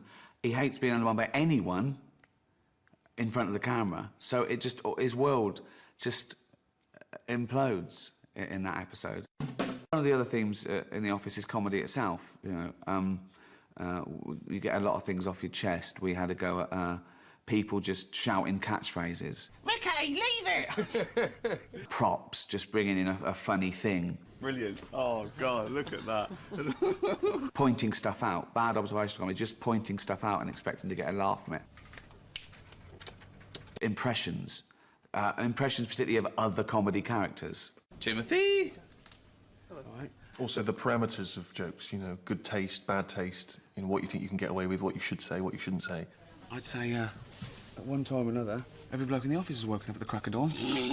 What? People write good sense of humour as the thing they most want in their partners, and very, very few people actually have a good sense of humour. And David Brent is a fabulously tragic and comic creation because he really thinks he's got a great sense of humour. He thinks he's a great undiscovered comedian, and he really isn't. We were very careful that David Brent didn't say, I want to be a comedian. He'd say, I'm a comedian. He thought he was a comedian who just hadn't been discovered yet. And now he's thinking that as this goes out, this is his series. This, to him, was like his own comedy show. Have you heard, Oh, have you heard Michael Jackson's new song he's doing? No. He's teamed up with West Ham football team, apparently. Yeah. Doing On Forever Blowing Bubbles. I think Tim genuinely wants to be able to honestly laugh at stuff David says, because he can see he's dying every day. He sees that he's failing in all his attempts to be everyone's mate and to be funny. And Tim sees he's failing, you know, and he wants to... He would love to think, oh, he's going to really make me laugh now, you know. What's white and slides down toilet walls? I don't know. Michael Jackson's latest release. George Michael's. Yeah. Isn't it? Oh. The pregnant pauses that take place on The Office are just I think that they're longer. Those comedic beats obviously have existed before, and they're always sort of fun to play as long as there's emotion and feeling behind them. But The Office takes those moments a little bit longer. What? I think. See you later. See you later. Take care. Finch was brought in to show people that Brent wasn't a bastard.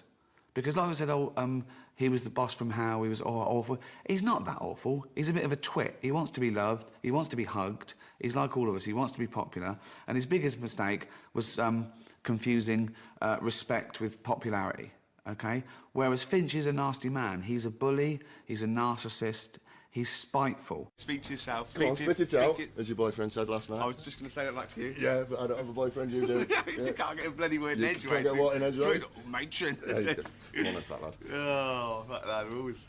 Oh, God. Finchy. By having talked about Finch for so long, and to see Brent's excitement about this man, to finally have him arrive and obviously be a crushing disappointment. Well, what was fun about that is that whenever anyone says to you, you love my brother, he's just like you. No, he's not. I'm going to hate him. I don't want to meet him. He's going to be a nightmare, isn't he? Right? And the other thing, of course, is that, once again, Brent's blind spot. Finch doesn't love Brent like Brent loves Finch. They're not a double act. Current champions are this team here, the Dead Parrots. The raft of life. He sleeps. If you hadn't nailed him to the perch, he would be pushing up the daisies. One of the main themes of The Office was men as boys and women as adults. So boys never grow up. Their ego, their competitive spirit, their "Mum, look at me," never really goes away. And nothing brings out that male ego like a quiz. Which insect produces gossamer? Go on, what is it? I want you to answer. Finchy. What is it? It's a spider. The spider is an arachnid, not an insect. Yeah? Yes. 6 legs, all right legs. Thank Yes. you. We can't stand to lose a quiz. Men can't stand to lose. If you're playing Trivial Pursuits, and I've heard myself say, you got a pie for who's Mickey Mouse's girlfriend. I got Dostoevsky's first 3 novels. It's ridiculous. And you go, right, forget the pie. Right, just answer questions. Who knows the most? You know, we can't stand it. So we thought it was just a great way, apart from being a good office observation, it was to bring out the absurdity of men. My favourite episode, staff training. I think one of the things we did when we started writing was sit down and for ages we just talked about offices we'd worked in, experiences we'd had, and obviously all the same things kept coming up. And one of those things that we both experienced in different places was training, being taught things that you already knew, you know, and how to work as a team. And we just thought, well, that's a kind of given as an episode. The staff training day episode is my favourite, and yeah, it's because it's like a holiday. It's only 2 doors down the corridor that everyone's gone on holiday, but they're out of the office and it's like a day trip, and you've got a new face coming in to talk to them. My name's Rowan, and I'm going to be leading us through today's sessions. Under me. Go on. Well, as David has briefed me, says that a lot of what we're covering, I think you'll be familiar with, but it's not necessarily a bad idea to recap anyway. It's a breath of fresh air for the people in the office, but quite the opposite for David Brent, who sees it as a real challenge to his authority to have this guy coming in and telling them what he should be telling them. I'm going to play a very bad hotel manager who just doesn't care. So, and if it's a Basil Fawlty type character, then with their tale, maybe I should do it just for the comedy. Yeah, well, let me just play, just to kick things off, okay? I'll probably bring so much to this role anyway, so... Right. He couldn't stand it. He couldn't stand competing with this guy. I mean, he'd brought him in to train him, but then he wanted to be the boss, and it was just so much fun to watch him squirm, just to try and get in the front of the queue for attention. Right, so, well, some interesting points. Very interesting points. Flagged up there. It's not quite the point I was trying to make. Different points to be made. I'm more interested really in customer care. So am I. It's Tim's opportunity, I think, just for a little sleep and to spend time with Dawn, and he can kind of, you know, nudge her and just have little quiet asides with her, you know. That's perfect, you know. I mean, and I remember that sort of situation from school. Any excuse just to spend time with the girl that you fancy is the best thing ever, you know. The documentary style gave us a whole new element to that romance that I don't think people have been able to do before, because suddenly they were under a microscope all the time, and it meant that they couldn't express themselves in the way that you can in a regular show. In a regular show, you can take someone behind closed doors and you can declare your love, and it's fine, and it's between the two of you. But in our documentary world, that camera was always on them, was always spying. So it meant that everything was much more illicit, that the time they shared together was always being observed. I remember Ricky and Steve saying that they were really fascinated by non-verbal communication, you know. And just how body language is however much % of our communication, you know, but it's a big one. It's a big percentage of it, and it's kind of the most important telling stuff. That feels nice, actually. Doing a little bit with the nails. Shh. When are you going out then? End of the week When drink. are you going out then? All tonight, hopefully, I thought. Hi. That's real. I've got kind of hot hands, sorry. Right, just don't touch my head. Oh, that way. Ooh! Yeah, I know. Like that. Yeah. Oh, yeah, all right. Thank you very much. Thanks, You're so lovely. No, I'm not lovely. No, you are. Snotty. You're snotty, and I'd marry your snot.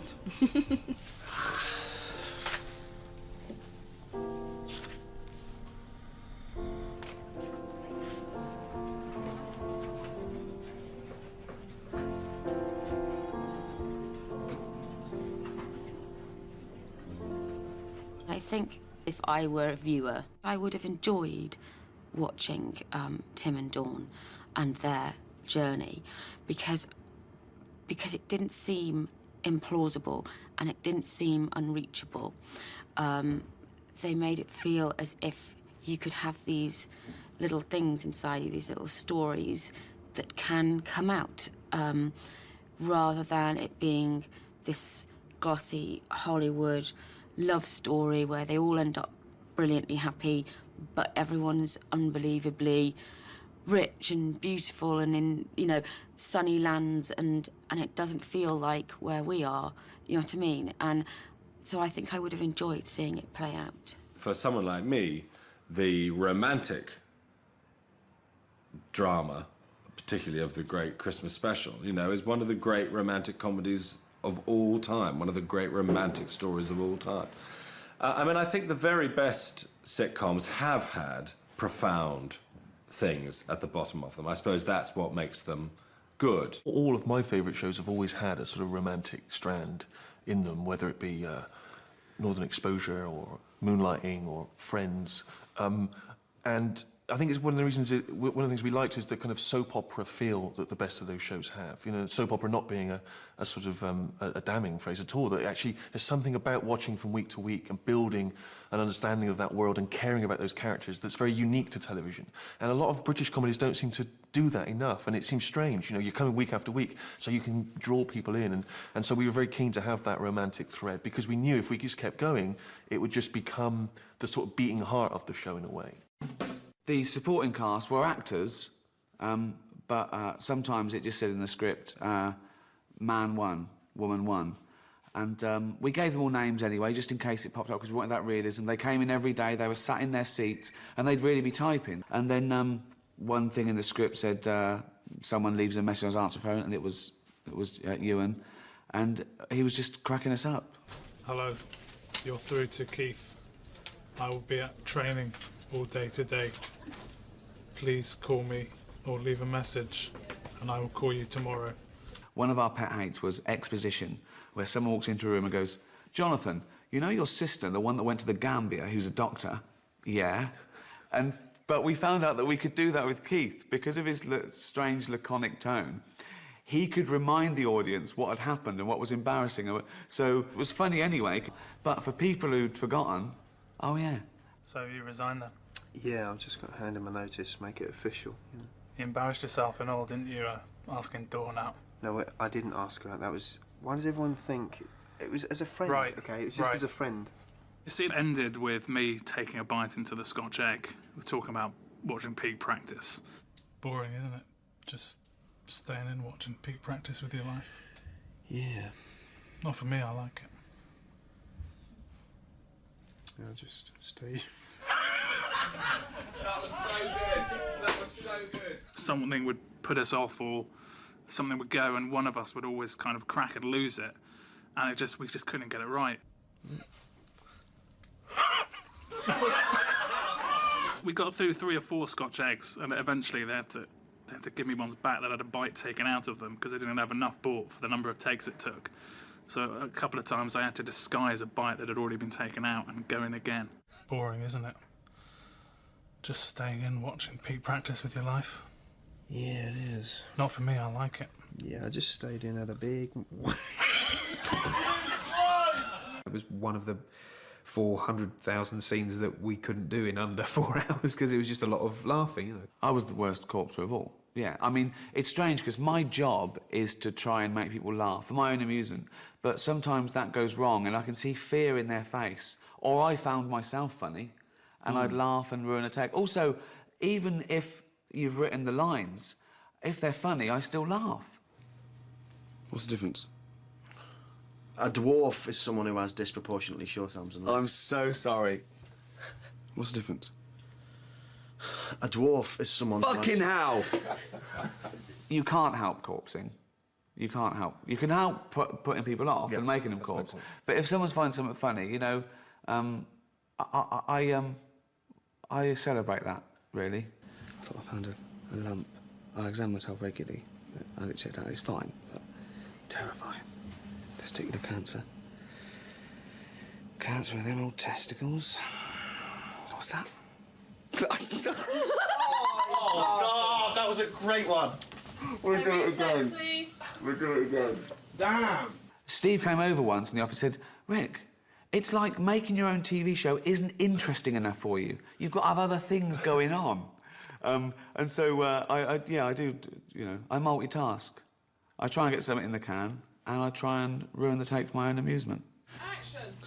9.99 pure silk, so I had to snap it up. OK. He can't stand to do the same take twice, and so he would change something about it every time. Action. And Wally Burton, 2 for 10 quid, so I went, yes, please. Something would have to be different, and that was the thing that would crack you up. Action. And, you know, Deaf Nobby Burton, who comes around with a case, 2 for... Why are you making it harder for yourself? OK, I'm sorry.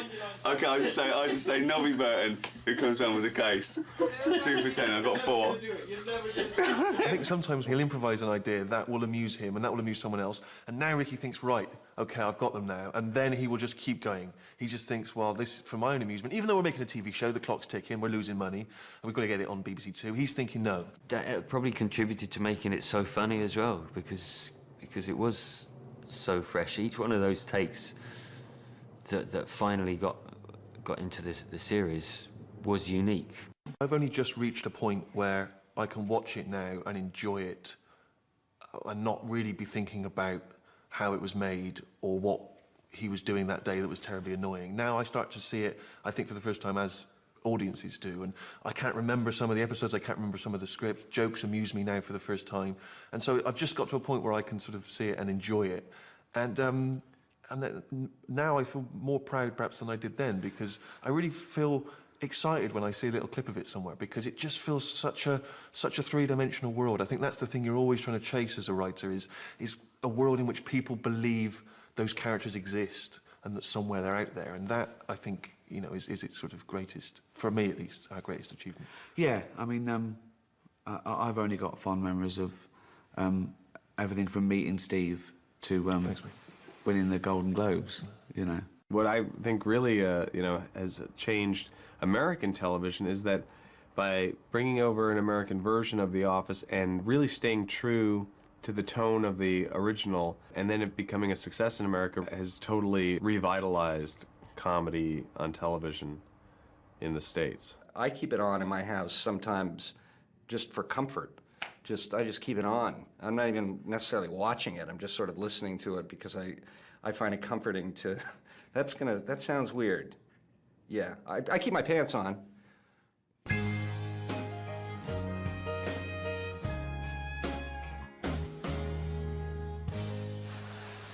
We've always been a bit staggered at how successful The Office has been worldwide, and I think that what I love about it the most is that the characters are essentially the same in the remade shows. Brent is still Brent, and Tim and Dawn still Tim and Dawn, Gareth still Gareth, even though the names aren't the same. The characters essentially are... At one time or another, every bloke in the office is woken up at the crack of dawn. What? La chef réceptionniste. Ça va? Oh oui, oh, viens. Anne, viens. Oh oui, viens, Anne. Oh, viens! A la camita!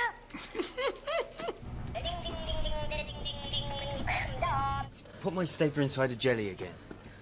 That's the third time he's done it. It wasn't even funny the first time. Il est chiant, il arrête pas de me mettre du fromage partout dans mes affaires. Pero mire, pero cómo voy a desperdiciar comida, hombre, por Dios. Pero cuánta gente puede alimentar. I thought I found a lump.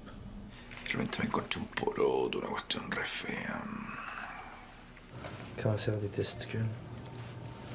Mes pauvres petites testicules. C'est quoi? It's a bit of brie. What, from down there? See you later. I look back and there was that romance with writing our first sitcom, you know. But I couldn't be proud of The Office. I honestly couldn't be proud of The Office, even if it hadn't won any awards and hadn't done. You know, I think that I was proud when we'd finished writing it. I knew that we'd done our best, and it's the first time I've ever tried my hardest at anything as well. There was nothing really about that job, the entire job, that was not very enjoyable, especially in hindsight, because you come away and you do lots of other jobs. I've done lots of jobs before and lots of jobs since, and as always, you don't fully appreciate things when they're going on. You know, you forget that this isn't all going to be as much fun as this. You know, I haven't worked on anything that was such a joy to work on since. I've worked on some great stuff and had a great time, but there was something very special about that, about working on that, and we knew it. That particular job was full of nice people, funny people, smart people, and people that I was glad to see every day. And sorry when that ended. I'm still proud of it to this day, and you know, people ask me about it the whole time, and I'm always happy to answer their questions, because it was a very important part of my life and still is. My biggest ambition from a young age was to write honestly, was to write and be involved with a sitcom that would be thought of, you know, fondly and possibly even amongst, you know, the sort of much-loved sitcoms. And I feel like to some degree we've achieved that. And so now I don't know what I'm doing with the rest of my life. Now I've got to sort of recalibrate my expectations. Now I'm just filling up the hours before I die. That's why I'm here today. That's not gloomy, is it? Well, you got voiceover work, though, haven't you? You've got some voiceover work, yeah. Yeah, that's some voiceover work. Barclays.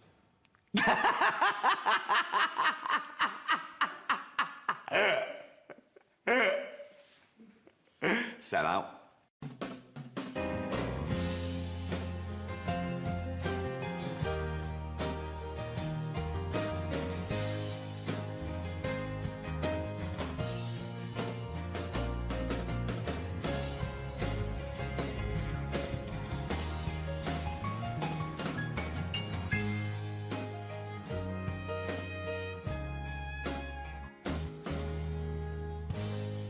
This is the worst part of my job. Right.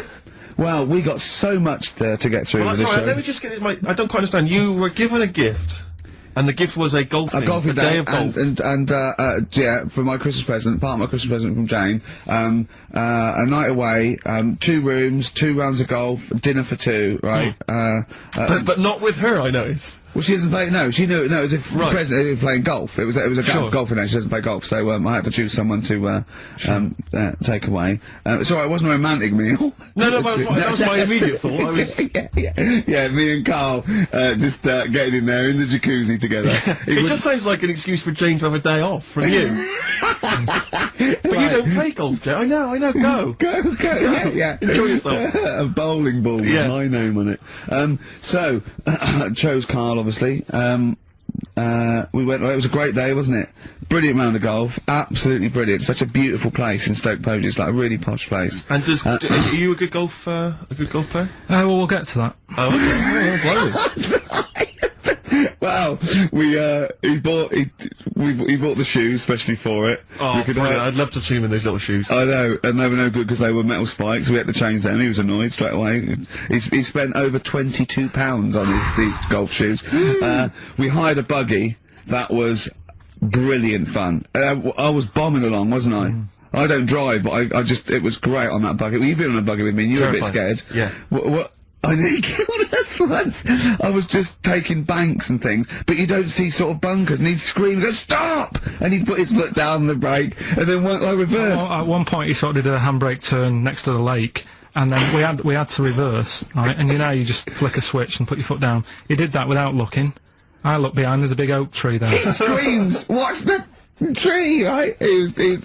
So... Dukes of Hazzard. I kept jumping in and leaving him behind because I had to go to my ball.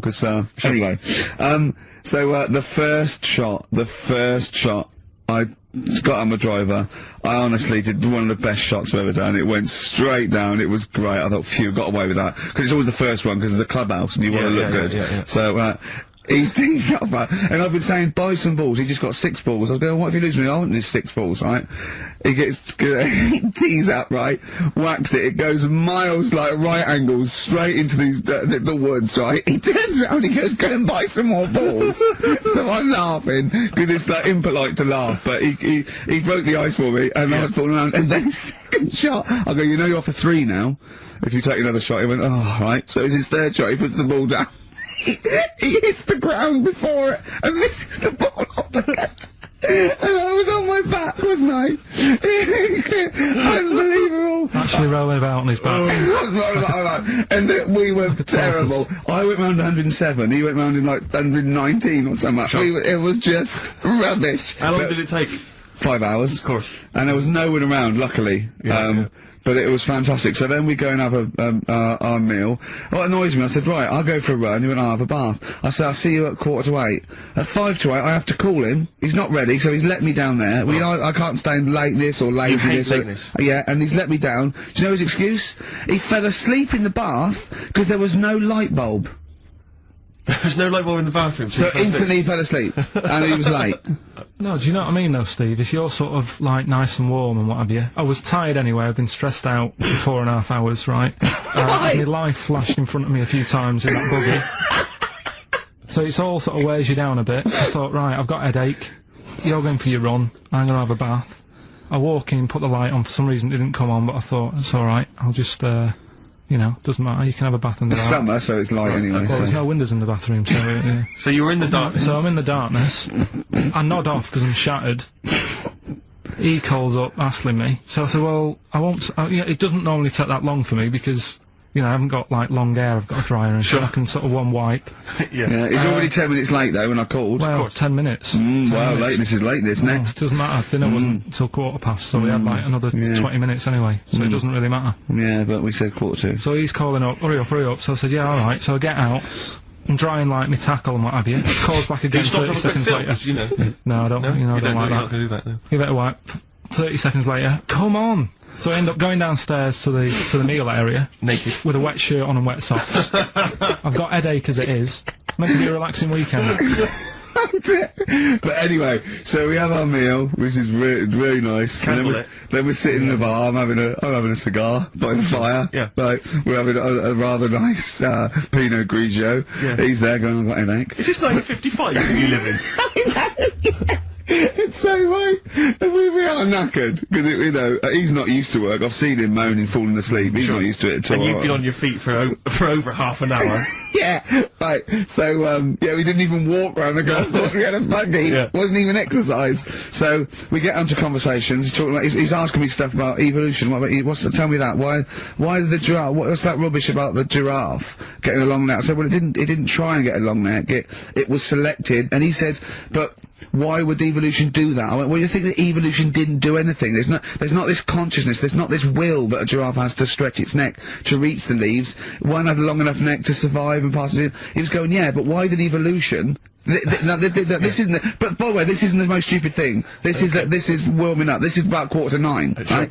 He said, why didn't evolution make a giraffe good at carpentry so it could build a ladder? Right. Yeah. Okay. No. All right. Okay. So he's thinking around it. He's trying to pick holes in evolution. Yeah. We get on to. I said, well, things are. I said, we can see the speed of evolution in lower life forms like bacteria, viruses. They evolved, and that's why soon we won't have an antibiotic that can kill some certain bacterial strains. And he said, and this was about 11:30. And I said, I'm going to bed. Right? He said, in the future, they reckon that you'll be able to wake up and eat a yogurt you can have a chat with.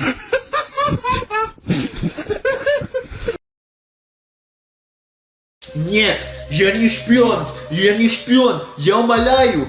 Oh, hey, look at you there. Do you want to speak Russian like me? Send me all your money. Всем привет и добро пожаловать на мой канал. I'm an American and it is time to learn the Russian alphabet. This here is a normal American A. It makes the ah sound, like ah, and the Russians stole this from the American language. This is a pregnant soap dispenser. It's pregnant with bubbles, so when you use it, it makes the b sound, b for bubbles. So this one must be a B as well, right? No, this is a V. Russians copied our homework and changed it just a little bit so that they would not get caught by the teachers. But you can't fool a smart American patriot. Я слишком умный. This is a non-pregnant soap dispenser. Since it's not pregnant, it will not have a baby saying goo goo gaga. This makes the G sound like in goo goo gaga. This crab-looking abomination scares the living shit out of me. For some reason that only Satan can grasp, this makes the D sound like da da da da da da da. This looks like an E. E stands for egg. Now picture a chicken laying an egg. Seriously, think of a chicken pooping an egg out. What sound does it make when it comes out? You're right. Yeah. This makes the yeah sound. Now the E has eyes on it. This represents you watching the chicken lay an egg with your eyes. What would you say the moment the egg comes out? You got it. Yo boy.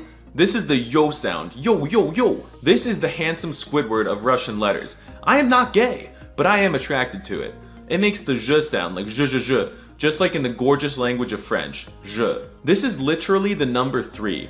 This must have been a glitch that the developers accidentally left in during an update back in the day. This makes the Z sound like z. This is a backwards N. More proof that they ripped off the American alphabet and only changed a few minor things. This makes the E sound like E, E, E, E, E. And this right here is a backwards N with a really sexy unibrow on it. I swear I'm straight, I think. This makes a Y sound like at the end of boy, boy, boy, boy. You know what I mean? This is just a K sound stolen from us again! Blin, это наша американская буква, блядь. And it sounds like K. K. If you look really hard at this one, it kinda looks like an elephant with its trunk out on the left. What do elephants do for fun? You're right, they lick things. Lick. Makes the L sound. This makes the M sound. M for monolingual beta, which you won't be once you learn Russian. This right here is my least favorite letter. It looks exactly like an H, but it's pronounced like an N.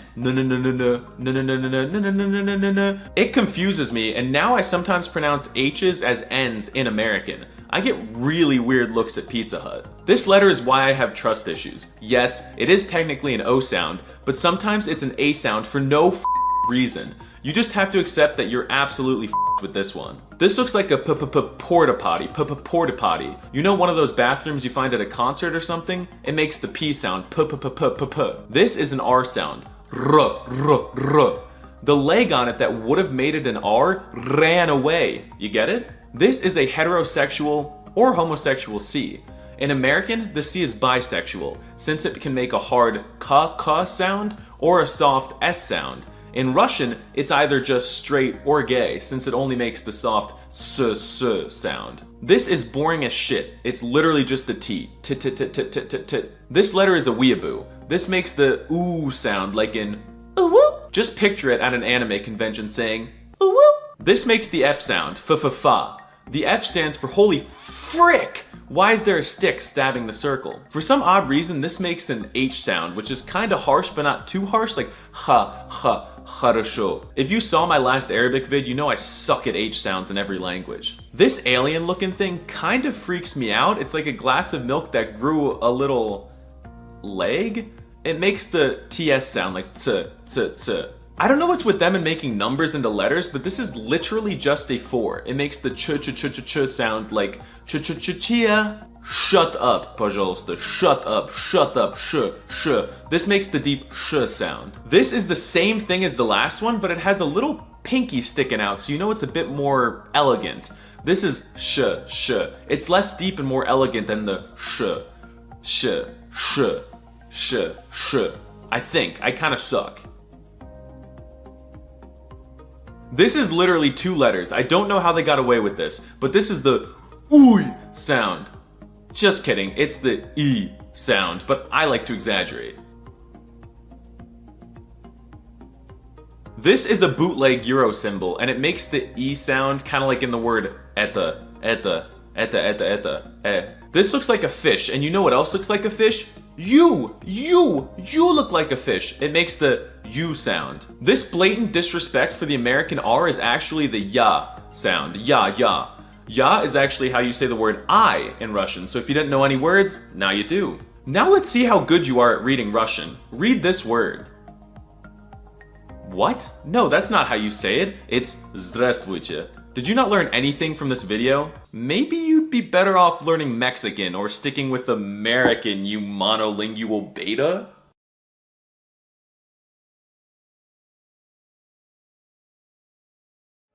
We've just recorded T4. It's stressful for you, isn't it? Well, stressful. Yeah. Don't enjoy. You see, I've never done interviews for a job or anything. No. And that's what that feels like. You've got to impress them. It's that thing at the moment of a USP. What's your USP? Yeah. One of Suzanne's mates got a son. Yeah. Who's must be 16 or something. Yeah. Went for a job interview at Waitrose. That's what they asked him. What's your USP? Really? Stacking beans. Yeah. You don't need a USP for that. You didn't even want a job, did you?